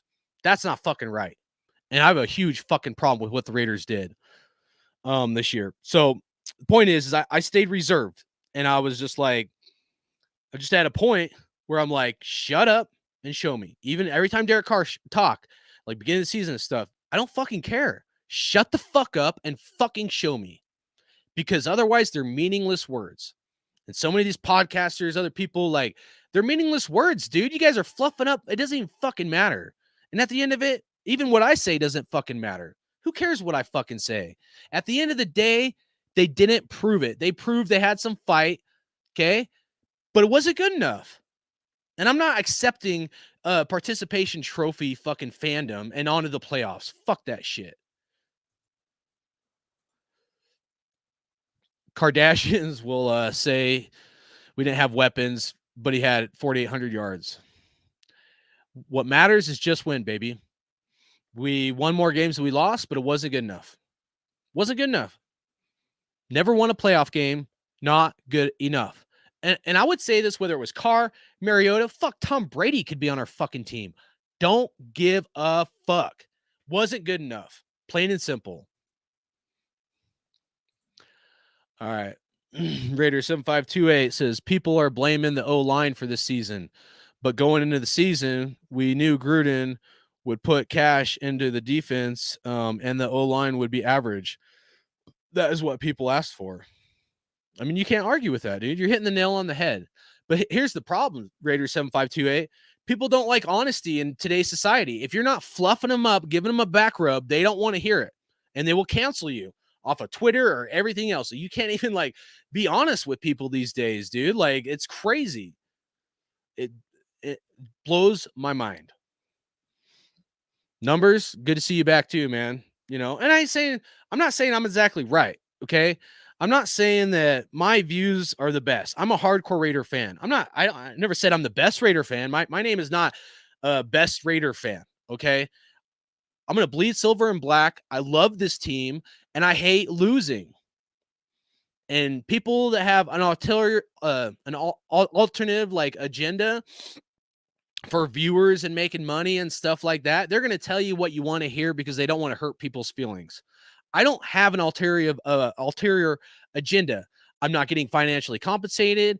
It takes out of my own time from me running a business and from me, like, spending time with my family to do a Raider video. Like, I'm not trying to get myself a pat on the back, but this one didn't take a lot of time, but to get people's schedules lined up and stuff, what we were doing before, that takes a lot of time.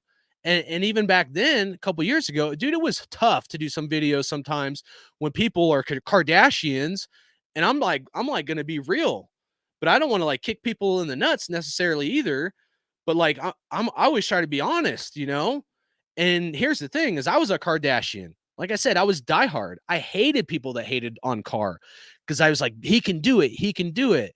But then after going in, like it was like the 4th or 5th year, like I could no longer stand where I stood, because the reality was I was being fake. And I'm like believing in something that I'm not being honest with myself. And I'm always going to try to look at all sides of the coin and be honest with myself. And everybody should do that. If you're fully one side and whatever, try to look at the other coin, you know? Yeah, I know Carr dealt with an injury, and then the coach and Del Rio and the offensive line and the Redskins game and the kneeling and the team didn't want to play for. I know about. Who fucking cares? Who fucking cares? It doesn't matter. It doesn't matter. They didn't produce enough product on the field. And we've seen inconsistency. And you look at it from that standpoint, not good enough. That's what I'm going into this offseason, into the next year. Not good enough. Whether they keep Carr, get rid of Carr, I don't give a shit. Shut the fuck up and prove me. Because you didn't prove nothing. You proved you could go to the playoffs and choke at the end and kick some field goals and put some mediocre play out there. Where's my fucking Super Bowl ring? Where's my playoff win, huh? Because I've been a Raider fan my whole fucking life. And the last 40 years have been pretty tough. Ever since 1983 when I was a baby. Three winning seasons? Almost. I mean, there's been a couple, but I'm just saying like 3 meaningful years where this team had success in like the last 40 years. In the last 20 years, since we went to the Super Bowl against the Bucs in the early 2000s, 2 playoff appearances. 2 playoff appearances. No, I'm not accepting it. I'm not accepting participation trophies, and I don't give a fuck. I know, because I'm a Raiders fan. I'm going to be a Raiders fan. Whether someone likes me, hates me, I don't give a shit. I'm going to be real. I'm going to be honest. And if someone doesn't like it, dude, there's like, I guarantee you there's somebody go fluff you up. You can feel all fluffy over there. And they'll give you a back rub probably after, and maybe a reach around. All right. Anybody else have anything to say? Put it in the chat now before we get going out of here. I covered the things I wanted to cover. All right. It is what it is. Bro, wish you would have done lives during the season. You seem to speak truth, unlike other YouTubers. Dude, I was doing this. You can ask the numbers. He's an old member, Raider 7528. I used to do videos. We had, I don't know, I don't want to be like arrogant. We had one of the best lineups there was, because the way the channel was designed was to bring on other content creators, like Watts Raider, Raider Dave, Raider Critique. I think we brought on Murph 1 or 2 times. Violator was even on here. Some of them I need to re-upload on my account or whatever. But 2 years ago, like we were every week we were bringing in a multitude of people to hear everybody's opinion and voice. It was like the all-star show. You bring everybody together to talk about the Raiders. And we had a lot of things lined up. I did. And the virus fucking thing happened, and it messed up a lot of things. And then I ended up going, like, a lot of things changed in my life and stuff, and ended up working for going from working for someone else to myself. And I work 6-7 days a week, man. I literally work from the time I wake up to the time I go to bed. So it's tough for me to go on here and like talk about stuff. And if I talk about stuff, like, I'm sorry, but I just don't want to be one of those guys where, like, especially like off season, where it's all clickbait, like, oh, we're gonna get this coach, and what's your opinion? It's all drama, dude. It's all gossip. I don't even fucking care about that bullshit, dude. Let all the other Raider channels do that shit. I don't give a fuck about that. So all that fluffy drama, clickbait stuff, dude, I don't even want to participate in. If I can't find something good to say, then like I'm not gonna say it. Or may not say that. If it's not gonna be good content, it's something like good to put out, then I don't want to, like, it's just a waste of my time. But at the same time, like, yeah, I've thought about doing more videos these last couple of years. I've been kind of, dormant or whatever, but I couldn't do one last year. Not having fans in the stadium and cardboard people in our stands, I couldn't do it. The whole season made me fucking sick to my stomach, dude. No fans in our brand new stadium really made me upset. Okay. So I definitely had a problem with that. This year I was just like, I'm just gonna stay silent. I'm gonna watch the season, and I want him to prove it, and we'll see what happens. And we've seen a lot. There is some pieces that can we can grow. If they keep Carr, we might have another chance to go to the playoffs or something. Or even if they get another quarterback, you never know. I think I'm not saying like Mariota is better than Carr, but I think Mariota is extremely undervalued. He had some injuries with the Titans. I think the coaching for the Titans wasn't very good for Mariota. I think there's still a lot of meat on the bone for Mariota, whether he stays with the Raiders or goes to another team. And I know people will say, well, this and that. Well, at the same time, like the guy was dealing with some stuff and he hasn't like necessarily got another chance since that point. I mean, it's kind of ridiculous for us to put him in the game and all he does is run the ball. I mean, how about you put him in the game, let him throw the ball? He has an arm and he can use it. And yeah, he's throwing some interceptions when he's on the Titans and stuff like that. But you know, Mariota may not be a bad option if they did decide to get rid of Carr. You know, I think Mariota has potential if he's coached right and stuff to be, whether he's on the Raiders or another team, to be a really, really good player. I do. And maybe he's not necessarily got the legs to run like he used to all the time, but here's the other thing that like fans, like football fans forget about. You know, you guys remember Robert Griffin III when he got drafted to the Redskins? Where's Robert Griffin now? They ran him too much and then he got hurt and like he was never the same. When you have a running quarterback and you're running too much, it's like your longevity on that quarterback is going to be diminished. And that's what the Titans were doing with Mariota. They ran him too much, dude. They ran him into the ground. You got to let your quarterback be a quarterback more than a running back. That's my opinion. You know, so you think Tom Brady would still be in the NFL had he been a running quarterback at 40, whatever the hell he is, 40 something years old? I don't think so. There's no way. Jeremy Eason, what's up, brother? Jim Harbaugh. I mean, you know, if we get a coach, if the direction of the team is to get a coach, I'd love for it to be Jim Harbaugh. I think Jim Harbaugh would be a perfect Raider. I do. I like the grittiness, the rough nose, like kind of, you know, ready to fight. Like I like that. Like I could see that guy being a Raider. All right, let's see. Raider 7528. So give me an honest number one reason why this team made it to the postseason.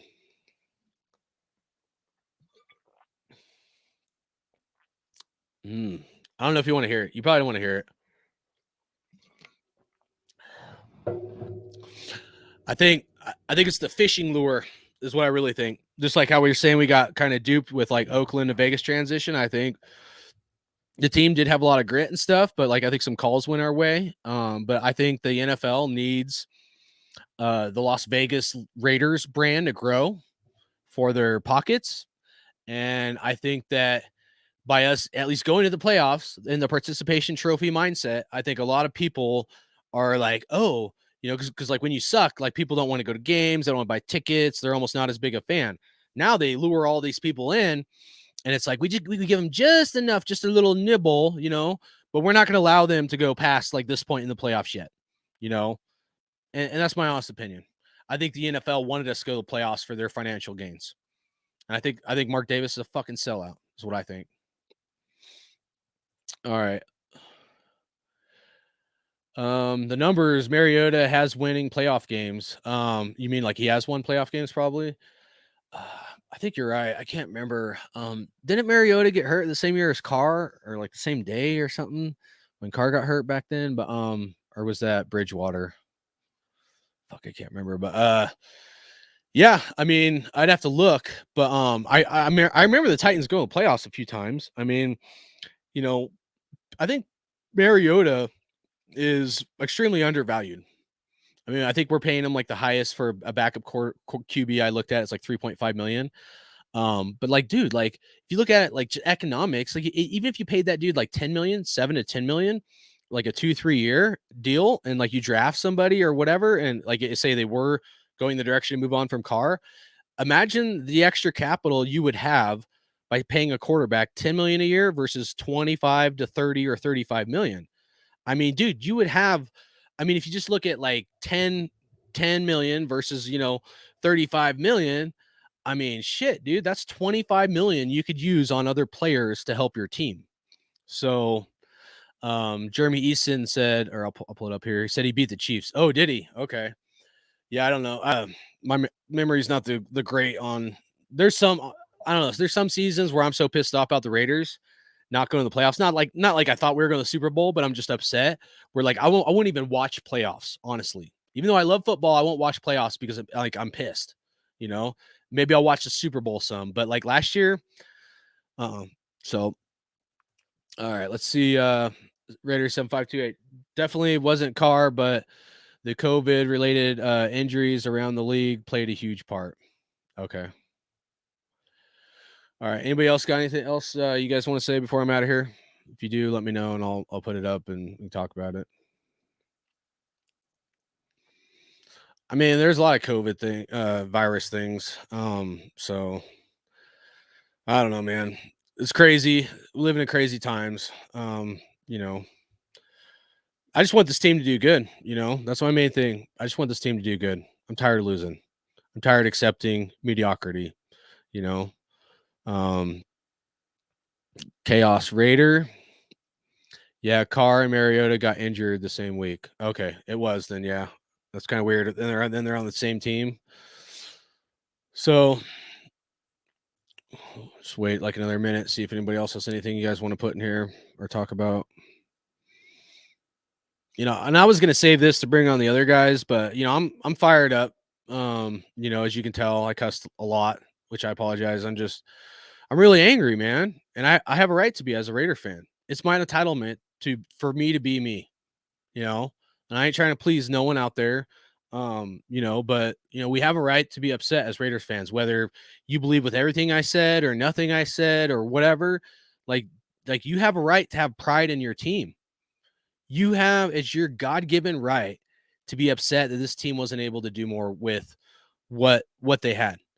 And I know we had all the circumstances, whatever, but at the same time, nobody cares and people only remember blah blah blah.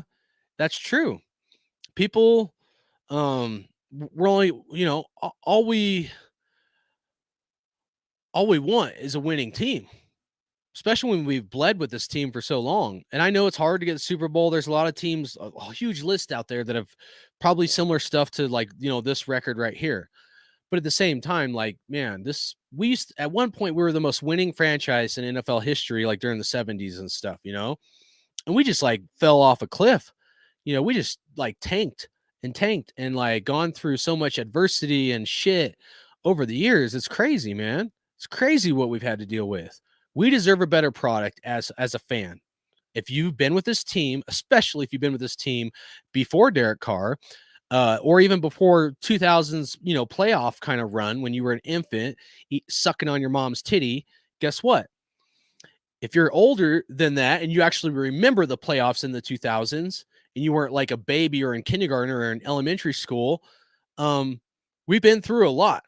Anybody that's in the 40 age group range or older and been through the last 40 years of this team, none of it's been good enough. This is 40 years of sucking ass and, only a few spurts here and there, like the early 2000s where we had a glimpse. Other than that, man, it's been shitty. It's been pretty shitty. And that's not okay. Nobody should accept that. And I think they're trying to work towards that to be better. But damn, man, we've been working towards that for 40 years. And it's not okay. Not good enough. All right, appreciate that, man. It is what it is, 'cause I'm a cool dude. We'll see, man. Here's the thing, dude. I'm always gonna try to be transparent with people. Is some people like me, some people hate me, because I'm brutally honest and I'm an asshole most of the time. I used to do some hype videos here and there, not like clickbait shit, but like a game speech for the team. I'm always gonna be transparent. I'm not saying I'm the best Raiders fan or anything like that, dude, but I love this team, dude. Bleeding silver and black isn't just some saying. It's like when the Raiders lose, it's like they took a piece of my heart and they fucking took it from me, man. And it hurts. That's why I said at the beginning, that I would be pissed off until Tuesday or Wednesday when the Raiders lose. In off seasons, I'm pissed off for weeks. No matter what, no matter who is our quarterback or whatever, just because I hate losing and I love this team so much and I want them to be great. I don't want to be good or average or participation trophies. No, I want the Raiders to be great. And we deserve that as fans. We do. And there's too many fluffy people out there. Because here's the thing. When I left, I went on Mojo's pod show, used to do Raider videos. And I told them and Murph. Shout out to Murph. I still love you, Murph. Sometimes people have different, opinions and stuff, but I told him I was passing the torch. I told 2 years ago, I told anybody right before the virus thing happened, I told anybody they want to pick up the torch and do what we were doing on this show. Not, the name is Hardcore Raider Nation Podcast, not because my name is Hardcore Raider, but to bring on other fans that have channels or that want to talk about Raiders so we could all collectively give our opinions, whether you're pro car or not pro car. It wasn't like I recruited just people who were anti-car or pro car. It was to bring a talent of people together and unity to the Raider Nation, even if we have a different opinions and shit like that. So that was our motivation. That was my motivation. And, it was still to some degree, but when the virus thing happened and then I started working all the time, dude, it makes it damn tough, especially when you have other people from the East Coast, West Coast, all in between and trying to get their schedules matched up, So we'll see what happens. Whether, I'd still like to do it with the original people that helped with this was Raider Dave with Grimecast. When we started this years ago, Watts Raider and Raider Critique. Those were the original people that, the show we just had the other day. Those are the original guys that started this. And then we kind of grew and we had some other people on at times, like your boy Q. And we had a good lineup right when the virus happened to bring people in. But dude, shit was so fucked up and I couldn't get motivated for football. I couldn't. And even this year I was reserved for the most part till the end of the season. And I'm like, because I just want a product on the field that's going to prove it. Because I'm tired of the dangling carrot. Oh, chase me. We're on to the the draft. We're on to the draft. We're on to the draft. I'm tired of that. I don't want to be happy for the draft. We should not accept every year we're on to the draft. We're on to the next season. No, they need to do better. They need to put out a better product on the field. Especially they fucking made us move to Vegas. This isn't okay. All right. With that being said, I'm going to get on out of here in a second. I'm going to play this Bo video and then, or I'll play the intro one and then I'll put the Bo one up with a couple Bo Jackson pictures because I love Bo Jackson. All right. Hope you guys have a good one, dude. Raider Nation for life. We'll see how it goes. I don't know when we'll do another video or if we do a closeout one with the rest of the crew or whatever. But, I'd like to do a show in the off season, maybe once a month, but I'm not doing one every week. I don't have the time and I'm not going to be sitting there gossiping about shit that I really, it's just not my style. So, thank you guys for tuning in. Subscribe if you don't subscribe and, we'll see you next time. Let's go Raiders. It was a tough season, but we still got a lot of fight left, a lot of meat left on the bone, a lot of things to be positive about going into next season. We'll see how this shit fucking goes down. So it's a shame we didn't win yesterday, but this team has a lot of work to do, a lot of building, a lot of growth. We need some talent and we'll see whether it's coaching or whatever. We'll see what happens. All right, let's go Raiders, Raider Nation for life. Hardcore Raider out. The effort is outstanding. How about those Raiders, man? If you're late for work, if you're out of shape, you're not knowing what to do, you're gonna never, ever be able to live with yourself. So you guys got a chance to do some good things. The Raiders have won the AFC West. Those fans at Oakland, they're unlike any others. And I get emotional thinking about it.